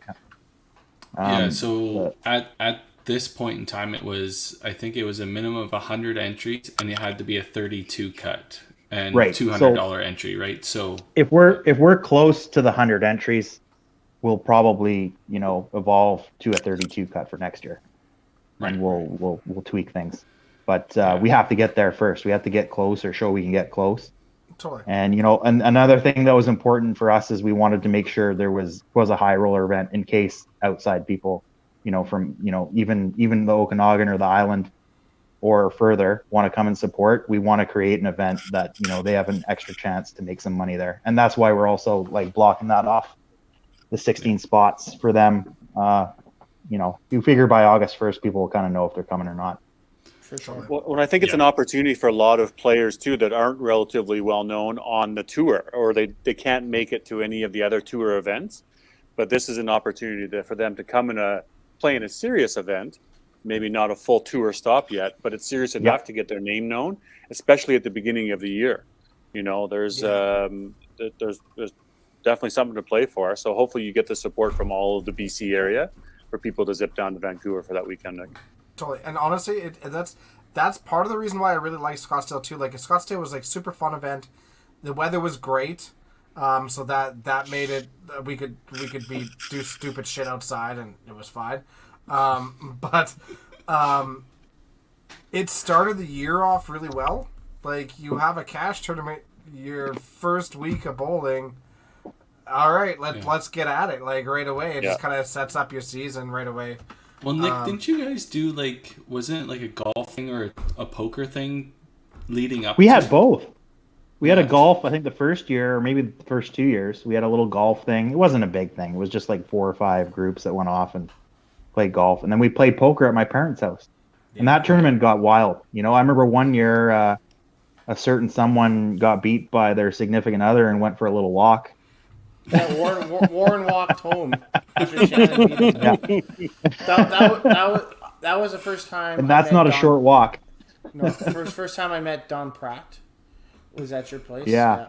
I met Don. Yeah. Don was playing poker, and he was in the middle of a bunch of drunk guys. Yeah. It was a great time. Like I said, it was my first cut I ever made. We won doubles, Tim. We won doubles, yeah. I remember that because I remember the year before. I think you and I were both pie-eyed. I think you ripped your pants and was like, "Let's play doubles next year." No, Yeah. no. No, that ain't TV. Let's play doubles next year, and everybody's like, "Yeah, like those guys are gonna win," and we beat Curtis in the final. Kaplan, I think. Oh yeah, Kaplan. Popeye. Yeah. Popeye probably came out. Yeah, we won. So that was nice. Nice. That was $1,000 for both of us. I think. Yeah. That was a great tournament. We were the ones who started that doubles knockout, I believe. Yes, we did. Yeah, And that's what you guys use today, right? So Yeah. Absolutely. it's a fun format, which I is think it's a also great one. what our format will be for this one. So we took your format. Now you're taking ours. Technically, perfect. Nah, we're just using it again. But it's a great format for doubles. We love It's very that good. format. And I like it's a little bit different. You can actually load up the center and have more people there compared to a Baker's, right? So, Yeah, that is the nice thing about the thing about the doubles is you get way more people involved and way more money. I mean, the fact that our first place is $3,000 for a team is like stupid for two people. Yeah. $1,500 for your drunken fun event is insane. Things have come a long way. Used to be what, $400, $500 if you won one of those back in the day. And that was great. Yeah, a couple shifts covered. Yeah. Yeah. But it That's also all I used show to be up that for. you only got your money back for making it too. Like, Yeah. I mean, that was how it was for the longest time. Totally. Yeah. Yeah. Yeah. Crazy. Yeah, no, good for you, Nick. You've always been ambitious. You've always been trying to push things forward. Local BC, please go out and support. Please go and support. And if you can from outside of local BC, please go and support. But yeah, definitely get that local support in there. That is the key to making these tournaments successful. So, please support. People are trying to push the game forward for you guys out there. It's huge for the community. Please go out. and And if you want, if anyone out there has any questions, like you can message me, you can message Daniel Dooley, you can message Marcus Burkowski. We're kind of like the three guys that are okay. kind of on the front of this. So like message any of this. Any of us will answer any questions anyone has. The those little sign-up sheets and things that we see at the shifts that keep getting posted online and who's in and who's in. Even Stacy Weber's got one this weekend, right, for the Memorial Tournament, right? Just the more times that you see the sign-up shifts, that's what I think generates. We will be coming out with like we have a full like we're working on the poster. It's not finished yet. We kind of have put a rough version up tonight, and then we'll have a rules sheet. And we'll have all that stuff too. We'll have a Facebook group. It'll all be coming in the coming days for everyone. Nice. Awesome. Cool. Great job, Nick. So do you see yourself playing in a lot more tournaments this year coming up too? I mean, you said a couple of them due to work and conflicts, or which ones are you eyeing up? Well, so I've got relatives visiting in October from Britain. So I have to take some time off work for that. So unfortunately, I think Calgary's out and probably TPC, unfortunately. But I do want to go to Winnipeg. I'm planning to go to Winnipeg. So I think I really enjoy Red Deer a lot, and I think I want to make that. I try to make that every year, but I'm definitely going to try to make at least a couple every year. Yeah, good going forward. And you got to try out for the Open. Winnipeg obviously. was really fun. I'll be in the Open. I'll be in the Open for sure. Masters, I don't know. I'm on the fence about that.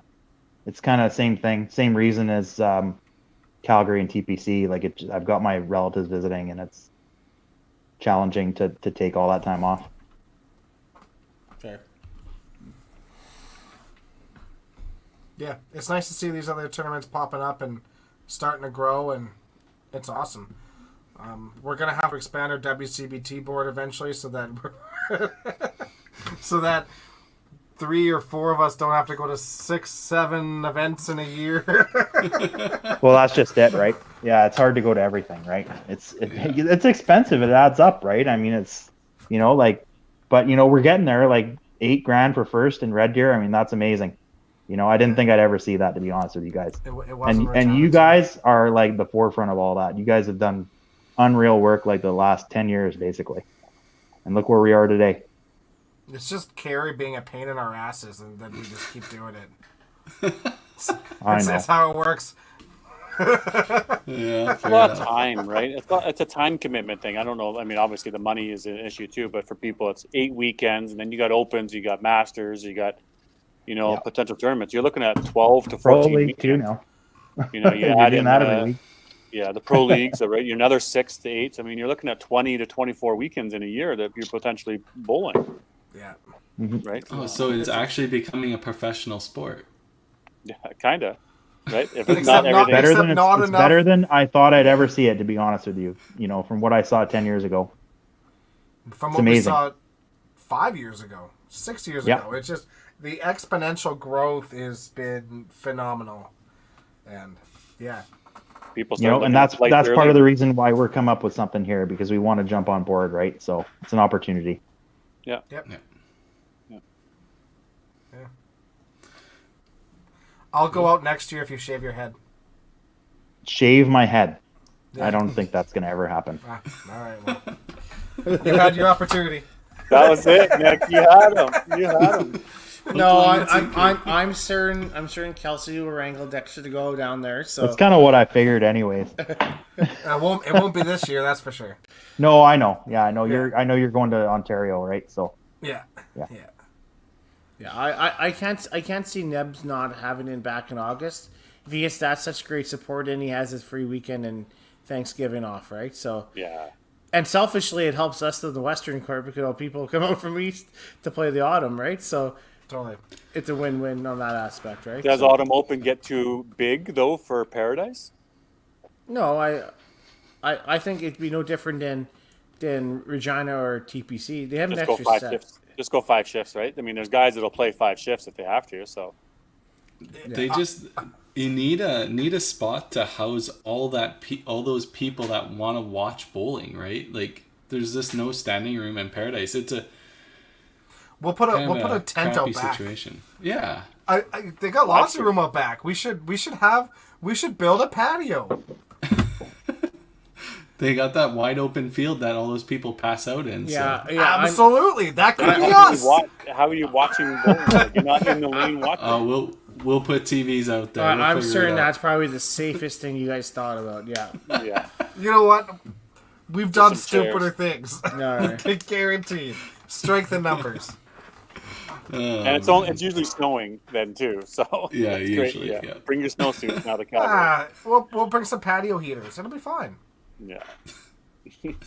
I'll talk to Mark Mark Miller, tomorrow. think of something. That's right. We need to improve spectator capacity. You just get one of those event big tents with the plastic walls. It'll be fine. It'll be great. And We'll work on full-time it. security. Wrong part of town. Eh. Beer gardens. There you go. That's what I mean. That's exactly what it is. Yeah, it's definitely important to keep people interested, right? Even if they're not playing, right? I mean, I think Red Deer does a great job of that. I mean, Yeah. there's certain videos that show why, but They have the facility for it. yes, Chris, they are gone. But Our audio Long listeners gone. won't know why. All right. I think all right. I think the reason I ended up laying down there, throwing balls from my back was someone kind of dropped me or something. yeah, Your mother. You were, no. yeah. I don't know what you were doing. I just having a little. Yeah. Pod bowling. Apparently they were sock bowling and they were chirping each other, and then they got into a bit of a play spat, and Kelsey's little, but Kelsey can handle herself and handled Nick. Yeah, in fairness, I think once she dropped me, she tried to stop it, but it wasn't happening. no. Oh, I love it. But I don't really recall that part too That's well. fair. That is fair. Yep. Absolutely. But hey, it was a good time. Yep, 100%. Well, So- should we chat expansion, guys? Yeah. Yeah. Yeah, let's do that. Let's give well, it a let's- whirl here. Let's ask Nick first. What else are you doing on Sunday mornings for the upcoming season, Nick? We have got a pro league team. Fraser Valley Venom, yeah. You might recognize the name Venom. That's Rhonda's company, so she sponsored our team. And yeah, we're pretty excited. Are we allowed to name drop the whole team here or what? Yeah, give her. Yeah, go for it. So our team is myself, Bob Herman, Mike Warren, Marcus Burkowski, Marco Sang, Daryl Easton, Brittany DaCosta, and Hannah Siemens. A lot of people won't know who Hannah is. She's kind of like an up-and-comer YBCer. She's got a lot of potential.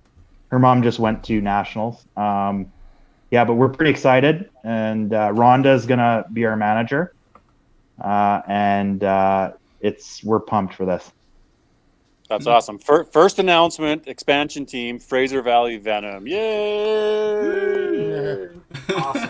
Awesome. It's obviously exciting. I mean, going through the process and looking at the regions and the teams and the rosters and who's out there. And, we are expanding to 24 teams this year, so we're doubling the league. But yeah, obviously great news to announce that you guys are joining the league. Lots of emails, lots of interest. Kept after it. So yeah, happy to have you guys in the league. I think you got a super cool name too.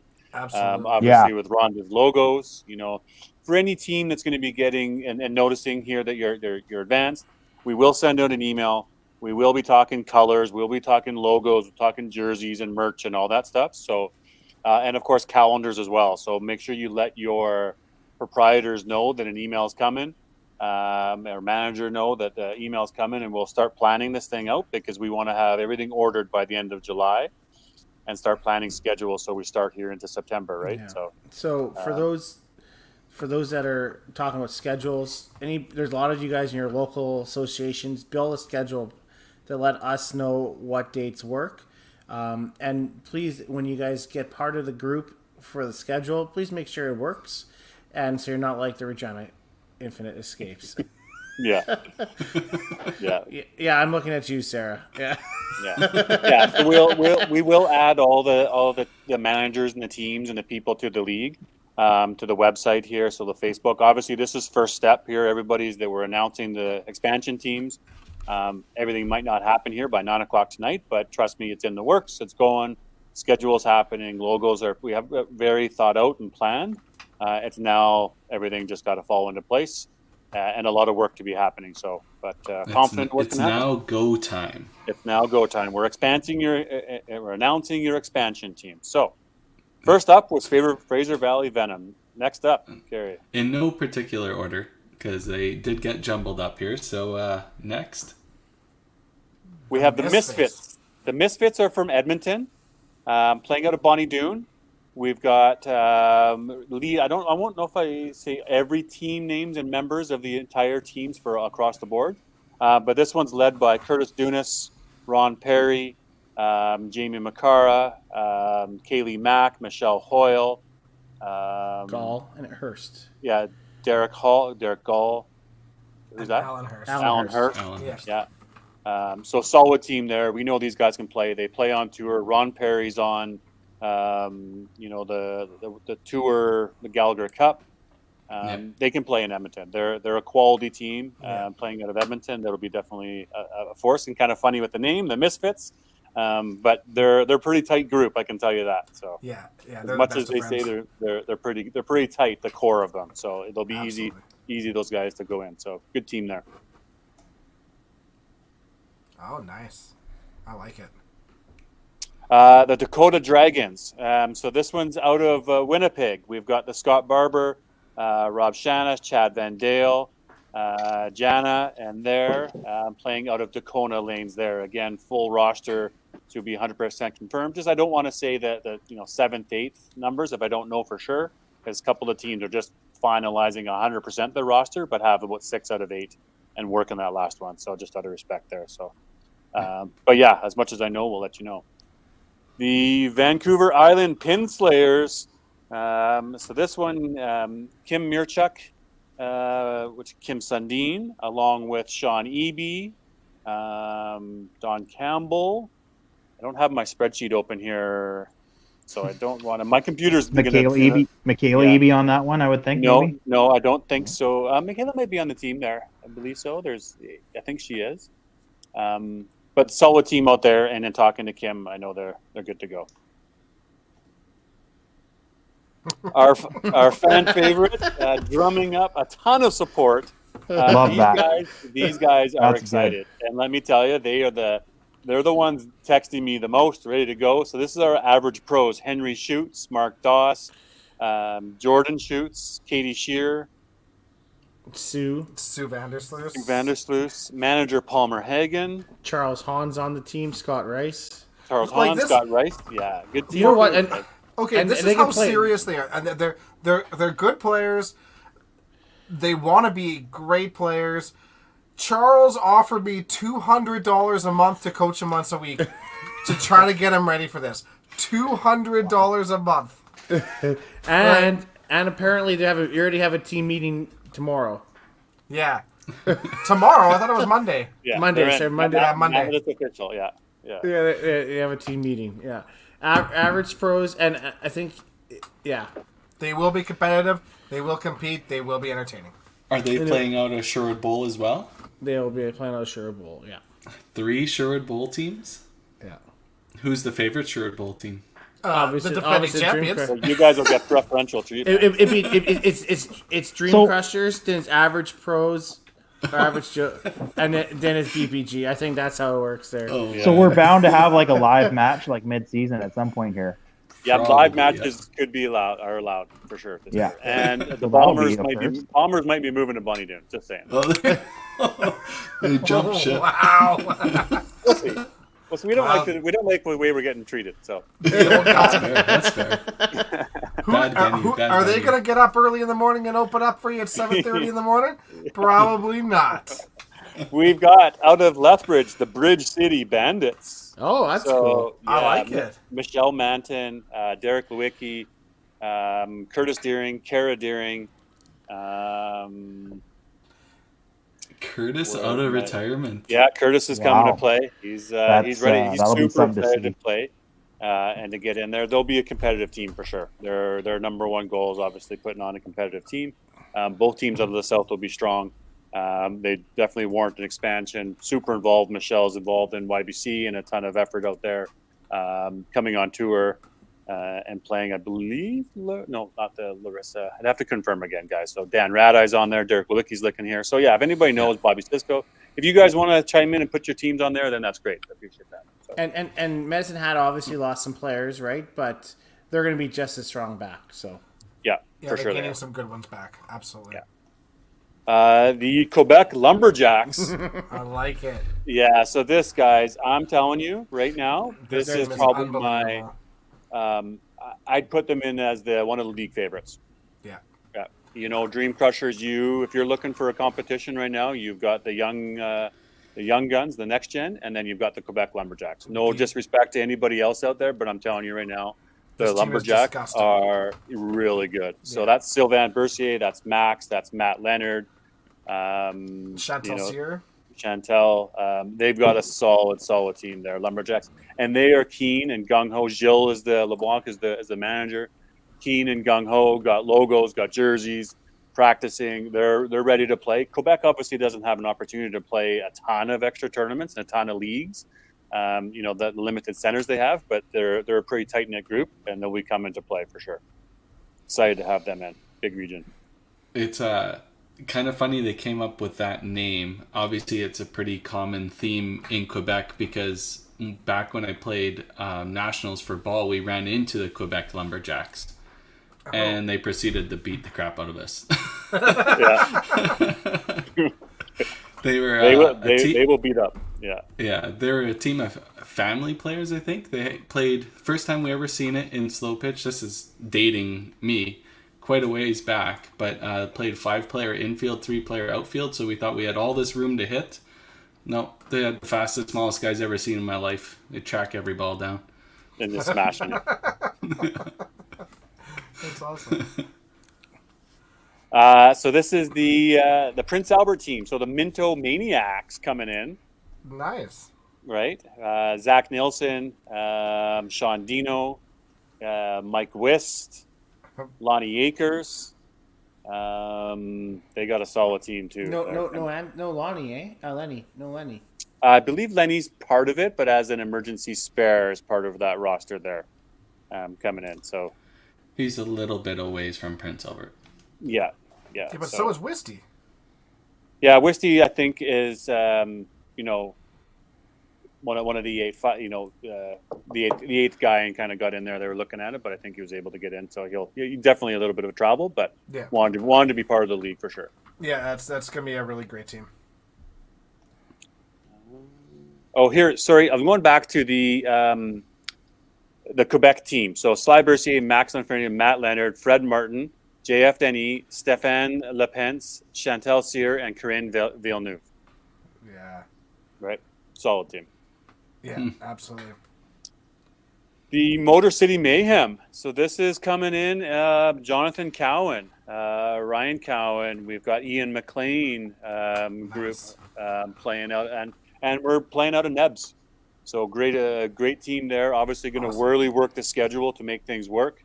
They've got a backup, a worst case scenario, but we really wanted Nebs in there. That's just a market that we want to tackle. So Jonathan Cowan's been really good at working at getting that going. So super excited to bring that in. Obviously coordinate schedules, and it'll be fun. So looking forward to it. This Northern Knockouts coming from Dawson Creek up in Hypertension. We got the Bilio boys. We've got the Lotondra boys. Looking for a team. Coralie is playing there too, so she'll be anchor lady. Yeah. But these are the guys too. I mean, obviously having success in BC. Nick, you would know the Bulios that play there, and then you've got the Lotondras obviously working hard, playing, and giving it. Jack Walsh is the manager. Excited. They're excited. They're sort of like a GP Holy Rollers. Yeah. They won't be able to push them over. Yeah, I got to know those guys a little bit in Red Deer, but they're going to be tough. They're really gung ho about getting stuff for bowling going too. Absolutely. So it's good to see them in. Really hard. They work really hard at it. The Bolios are phenomenal players too, and great owners, and lots of enthusiasm there. So that's a great addition. All the way out to the East Coast, the Newfoundland Rock and Rollers. I like to play in the names there. The Rock and the Roller. Right? That's awesome. So pretty fun. Obviously, Mitch Williams. You got Shane Chafe. You got Melissa or Megan. Sorry, but they'll have a solid team out there too. They're Newfoundland. I know that they're coming. Brad Glynn, playing right. Some high end players out there. I did talk to Shane.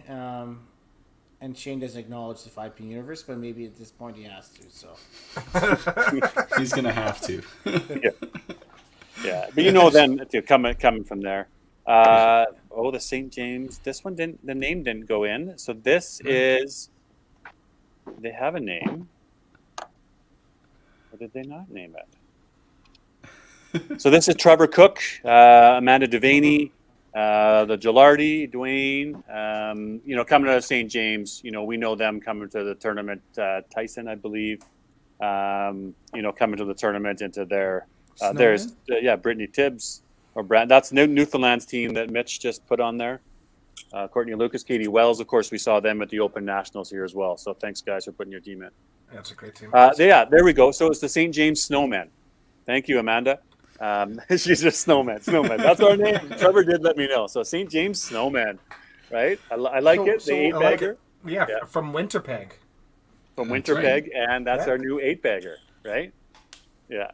So awesome. Fun team there, and they're going to compete and be involved. I like it.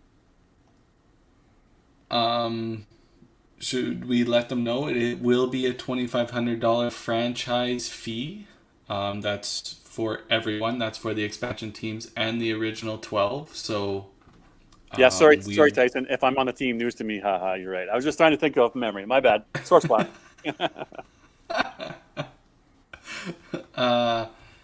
So obviously, like DB said, here in the next week or two, it's going to be go time for these teams to get everything organized and start dotting the I's and crossing the T's, right?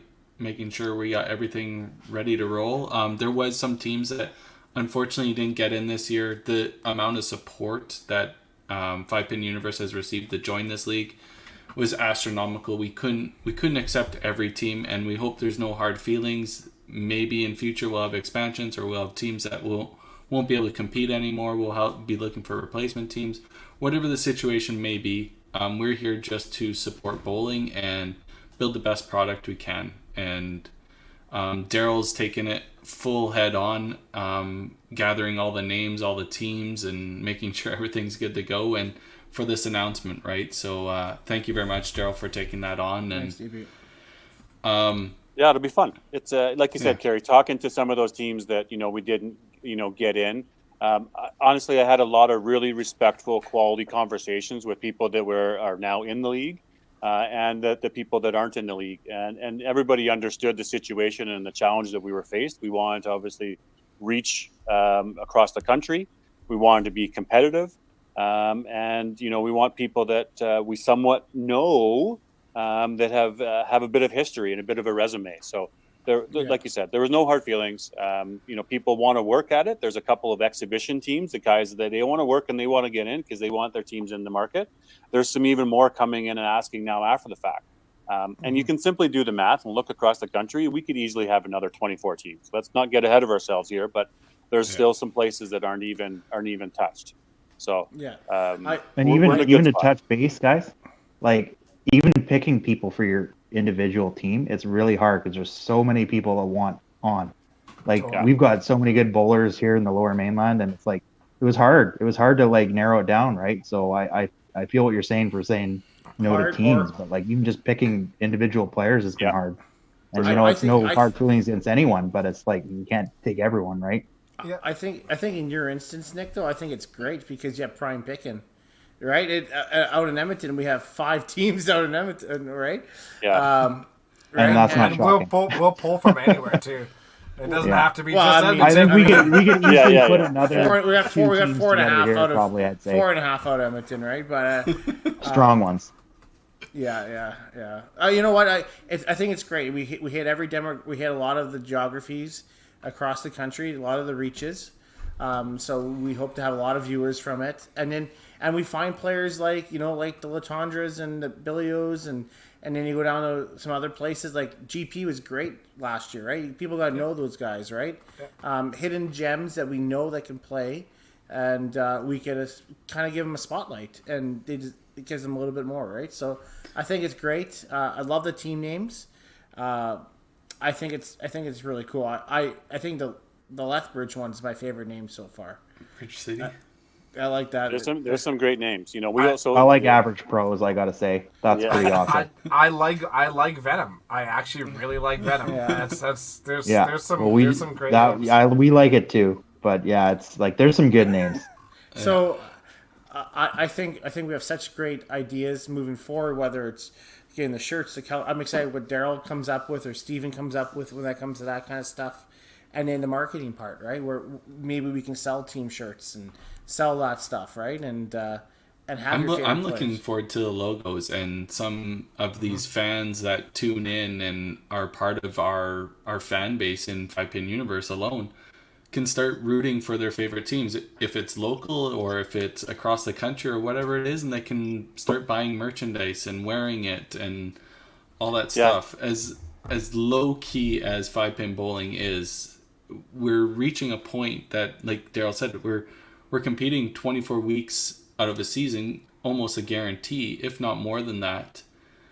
When does it become mainstream that, hey, that person's wearing a Bombers hat, right, in walking through Edmonton or anything like that? I think it would be kind of neat to see that stuff out there. Yeah.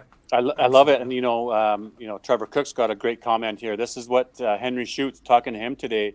He was unreal about all the excitement and all the sponsors and all the stuff that they're getting.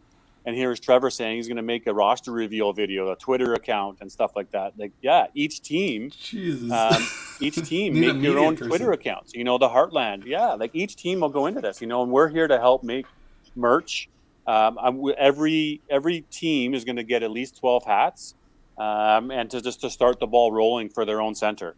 We'll make some stuff. We'll set up websites so that they can start ordering merch here at the end of July, so we can pre-order some stuff. Right? That gets we're in a good spot. Yes, there's a lot of work to do, but we've got things fairly organized and planned. The work is going to become as part of the scheduling. And then from there, it's going to be up to everybody in the league and all the the host, the analyst, the commentators, and filling the spots, right? We're going to need people to be technical directors, to be on the cameras, to be on the host and the analyst. So, Carrie, if you want to share this next document, the other one I emailed you there. Yeah, for sure. So this is the game day setup, everybody. As we know, likely going to be playing like we did last year. There was 3 games on one stream. There's going to be a second stream on that same day playing 3 games. So there's going to be 6 games going on in one day, but one stream of 3 matches. So this is a document in a big spreadsheet they're going to be building that will be a technical director for each day. There will be a head host for each day. So look at the top column. So who's the technical director of Stream 1? We know that Mitch Ryu of that's in Red Deer now is super interested in doing half a season, right? We're going to need other people to do, 4 games, 8 games, whatnot. We want kind of people to volunteer for 4 games throughout the season, because then you get a little bit of consistency, right? So if you're looking to commentate, you're looking to manage the cameras, you're looking to do something, you want, 4 times. So anyways, tech director of a day, you'll have a host of a day, and then you'll have a play-by-play sort of analyst of the day, right? 4th spot we're going to fill for each game. You're going to have match number 1. You're going to have a guest analyst. So this might be somebody that's really close to your team, that is sort of inside information, knows your preparation, knows the teams in and out. I know that the average pros already have theirs named. I know some of your teams already have somebody named. So you want somebody really close to your team that can be a guest analyst for you, right? So it doesn't have to be there every time. But again, if we have it set up to begin with, then we're a lot better off. You know what I'm saying?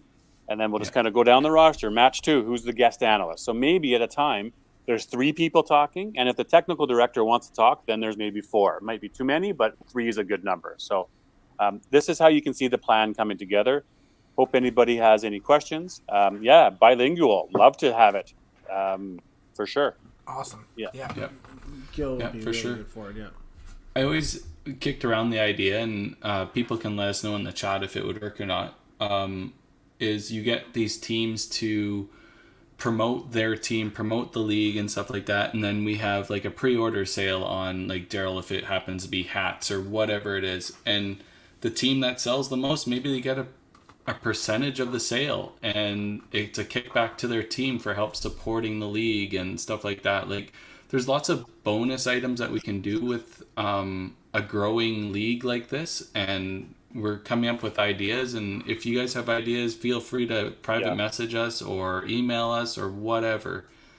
We're more than ears open on this stuff, but we do have kind of a thought process on where we want to see it in the end product. Just how we're going to get there is going to be the fun part. Like I said, open to suggestions, open to people helping. Just come on by and or send us a message. Send Carrie a message, send myself a message. We'll get you to the right spot, and we'll start filling the holes once we know schedules. Yeah, Matt Leonard would be great for a commentary. Other guys down in, but again, close to your team, in your region. It's going to be great. So we'll take any ideas, what you got. Yeah, for sure. Yeah, pamphlets to hand out at Holden Center. We can certainly help you with the design. You might want to go and print it off yourself, but when it comes to the design standpoint, obviously 5-Pin Universe wants to keep that pretty tight and inside of BPG. Don't really want to have you creating a whole bunch of brochures and a whole bunch of stuff with your own logo and going off and doing stuff. It's sort of brand protected. But let's talk. Honestly, if you've got a mind and you've got an idea and you want to do something, we're open to the conversation. We're not going to simply say that we have to, but we got to talk. Yeah, for sure. I think that's one people that will have to pay attention. It is a brand. It is 5-Pin Universe's brand, and we have situated ourselves with BPG that's designing all this stuff, right? So you just can't go slap your logo on your own t-shirts and give them away to your friends. You would have to go through us. It is going to be protected by our brand and stuff like that. But like Daryl said, we're more than happy to help you out with that stuff and help promote our product with you. So feel free to contact us and get that going. Yeah, like that. So I love the comments already coming in here, right? With Amanda and motion graphics, screen swipes for sure. I'm happy to set up conference calls and chat with you, because trust me, all of our brains and anybody else's brains, they're running on things to do, and there's limited resources and people to do it. So if that's your skill set, absolutely, please. So I know you do good work already, Amanda. So yeah, please, let's chat. That's awesome. And Mitch is talking about music. We could have our own music. Yeah, that sounds great. Walk-in music. Yeah, walk-in music, or our own jingle, our own 5PL jingle. Everyone's got their own song, each team, right? You remember last year we did all those headshots and all the photos at the WCBT events, right? That's a big project and a on the pending list of all these things to put on there and get headshots of people. It really just takes time. We're working our way to a business and working our way to compensation, but I mean, it's all very grassroots and volunteer driven, and my staff that are working on it. I like to think that I take some credit, but really it's not me doing the work, guys. I'm just the guy barking orders. So Carrie's doing a lot more and people are doing more. I'm just keyboard warrior sending emails. So anyways, we're all here to get stuff done for the common, but if there's something you want to do, let's do it. Yeah, for sure. I hope everybody's enjoying it. And Pro League player cards. Yeah, Pro League player cards. It's been kicked around. we got. I never saw anything like this coming, and it's just one of those extra things that we were talking about earlier, where the game's going. Yeah, I might do digital cards, right? Like, what are those called now? The digital NFTs. Maybe we'll do NFTs instead of like paper copy cards. I think it's the cost of doing paper copy and doing a deck of cards and doing those. Man, we're gonna have our own 5-pin U crypto. Holy! Every time someone shoots a 400, you get the 400 NFT of that bowler. Yeah, there you go. And there's only one, and let's see what it gets. How much that thing gets worth. Oh man, that'd be interesting. Or you could have the first strike. I was watching the first ever episode, Marcello, right? First strike NFT. There are at least in question about merch be available to purchase on the website or something for the public. Absolutely, it'll be available for everybody. We'll probably have a one big site with different stores or different icons for each office or each team, but most definitely public. Let's get as much of this merch out as possible. But just to start the things, we want to get you to. You'll get you stuff to start with, right? On a consignment deal to the bowling centers, they can start selling stuff, and then you can kick back the money that you need to, but it's no upfront cost. We'll work our way there. But yeah. Amanda says she's out. Yeah. Eventually, the idea is to have this stuff in stock and stuff like that. But everybody knows, like, it takes such a phenomenal amount of funding to upfront stuff like that. So it's going to be a building process. That's why pre-sales are going to be huge and stuff like that. So hopefully we can get to that brink. But I'm just excited to see all the new logos, the new designs, and it's going to be awesome. So we've kind of given Steven, designer here, until mid-July. It's 12 logos. It's not something that can be done in 10 minutes. It's something that takes time, and a designer has to really look at it and think about it and do a storyboard and really work their way into something. So it's a significant amount of time to do one, and they have to do 12. So I've kind of given an aggressive target of mid-July, because then we want to build stores and build sites, which mid-July is good for them too. Amanda, if you want to design your own logo and send me your thoughts, there may be some final tweaks to it just to sort of make sure that's in alignment. But we've had a couple of teams that have designed their own logo. I'm here to work with you for sure. But there is sort of a consistency towards all the leagues, all the logos, that we might see a little bit of a tweak. But yes, definitely have a crack at it. I know you're qualified to do that. But just know, Amanda, that once that logo is submitted, that is now a 5-Pin Universe brand. It's going to be within the league. Not saying that we don't want you guys to promote your own teams. It's just we're trying to create a product, so we don't want to see knockoffs of stuff going on and stuff like that. We want to create a product that will stand time. So Yeah, that'll require approval for printing on stuff. But yeah, send me a message, Amanda. Let's talk.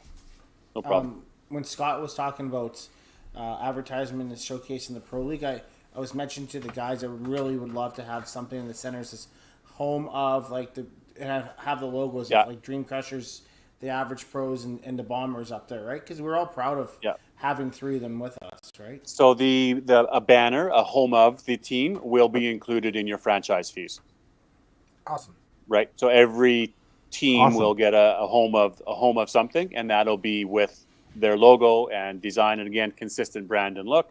But yeah, that's what it'll look like, and we'll get that. And there's no extra cost for that banner. That'll be given to you for sure.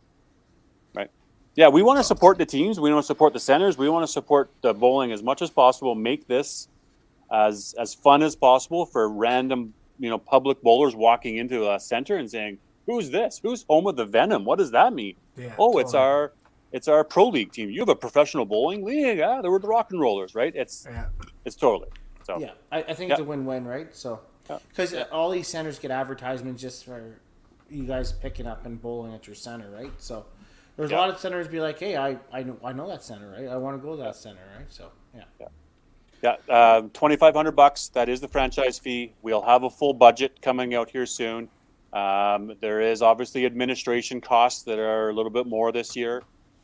There's compensation and honorariums, and some of these things start happening. But yes, it'll be a very clear and concise budget. You'll see the prize money. You'll see the format. We're doing 2 pools of 12, 11-game round robins. And then we'll be advancing. It's not going to be all the teams from Edmonton in the same pool. It's not going to be all the teams from the West Coast in the same pool. It's going to be mixed up. So at some point in time, maybe we'll do a random draw. It really just comes down to scheduling. And I appreciate that everybody knows that they could be West Coast versus East Coast. So there's going to have to be some give and take. West Coast, you might have to wake up at 4 a.m. and go and play a game. East Coast, you might have to play a game at midnight. It's all for the better and all for the success of the sport. So I'm not saying that. I'm obviously being facetious and using extremes, but sure. Understand. So that's why I use those numbers. So let's do it. There's some money to be made here. This is competitive. Get practicing. Besides the money, it's a championship. We have to. Dream Crushers have to go back to back, right? So we have a lot of work ahead of us. I got a lot of practice to get in here. This is a good size. I mean, you can do the math, people. 24 teams, $2,500. This is a big deal. So you don't need any buck 29s out there, Nick. Right? Yeah. As long as I back it up with a 4. Yeah, that's right. You only get one game. You only get one game in the. But I don't think I'll get a buck 29. I'm pretty sure on our team I'd be yanked in a hurry. And any for, team, but for people that know companies that want to advertise and stuff like that, I'm sure you watched some of the episodes from last year. There's a commercial package, and it was the same one repeating most of the time, but there'll be different commercial packages for each show and stuff like that. So there'll be plenty of opportunity for sponsorship advertising through the 5-Pin Universe League itself. If not, the company obviously can sponsor the teams and stuff like that. Like we're all here for the teams and the league and to grow bowling. So let's get as much advertising we can, and we can start investing this money back into bowling, right? More equipment, more stuff for all these other events that we host and stuff like that. Maybe like the sky's the limit at this point. So let's get as much as we can get going. Yeah. Let's go 5-pin bowling. Yeah. Rhonda, love it. Let's go 5-pin bowling. Love it, Bradford. Love it, Rhonda. Like Carrie said, there's the full package on each show that you could sponsor. There's the show just with your own team that's playing. There's the whole 5-Pin Universe sponsor package. There's lots of ways to sponsor. If you want to interested, fire me a message. Let's talk, and we'll work out what's best for you. But there's a way to do it. Yeah, and I don't know about the division thing. We'll have to talk to Cargill and Rusted Pedal because they were last year's sponsors. If that's something they're willing to do again, and maybe if there's an opportunity, maybe we'll be silent auctioning that again. Who knows? Yeah. So the commercial packages they put together last year, BPG, J-Brains had one in there. Cargill, obviously, Rusted Pedal. amazing commercials that they put in there for dirt cheap.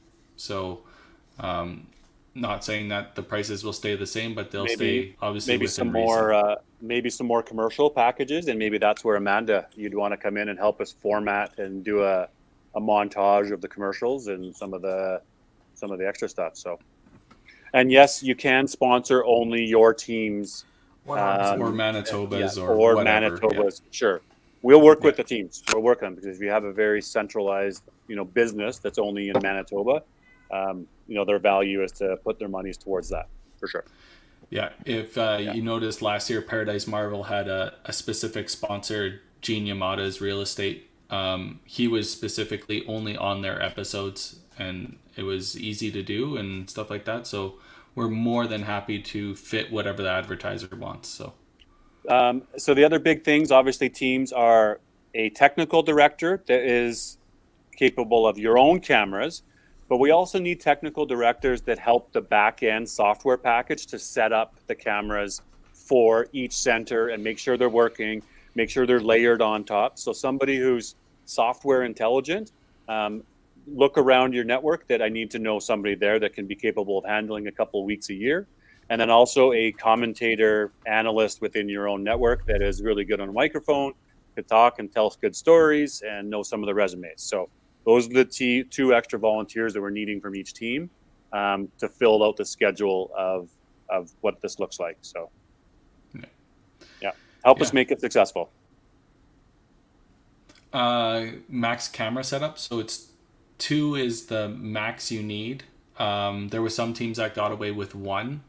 It depends on the quality of camera and all that stuff. And we'll talk with you, Amanda, and everybody else that's involved in the programs we use in order to develop this. So it isn't proprietary held, but we'd like to keep it in-house as it makes our product what it is. So we don't want to give that information away for free. So we'll be in talk with you. Yeah. So the technical coordinators, Carrie is going to be somewhat in charge and do some lessons and do some making sure that you're good to go. Carrie's not going to be doing them 16 weeks here, but he's going to be training a handful or more people on how to do our proprietary software, like you say, for this setup. So there'll be ample time to make sure that you're good to go on that setup. Mitch is obviously comfortable enough. Other people out there, I know that you're comfortable. It's just a matter of getting a hold of us. And once we fill the spots, we'll make sure that you're trained up, ready to go. Yeah. Cool. Yeah. Cool. Exciting. Thanks, guys. There we go. Yeah, the news is out. Start sharing the news. Isn't that start? That's somebody to sing. Start spreading the news. I love seeing the enthusiasm in the group chat. I love the ideas. I love how many people are willing to help. It's going to be an absolutely awesome thing. Daryl. No. Yeah, we are. Barker, you're going to do some commentating, bud, for sure. Damn straight. I know you did at the Open, and for sure, buddy. So shoot me a message. I'll let you know the calendar. We'll book you in, pal. Love it.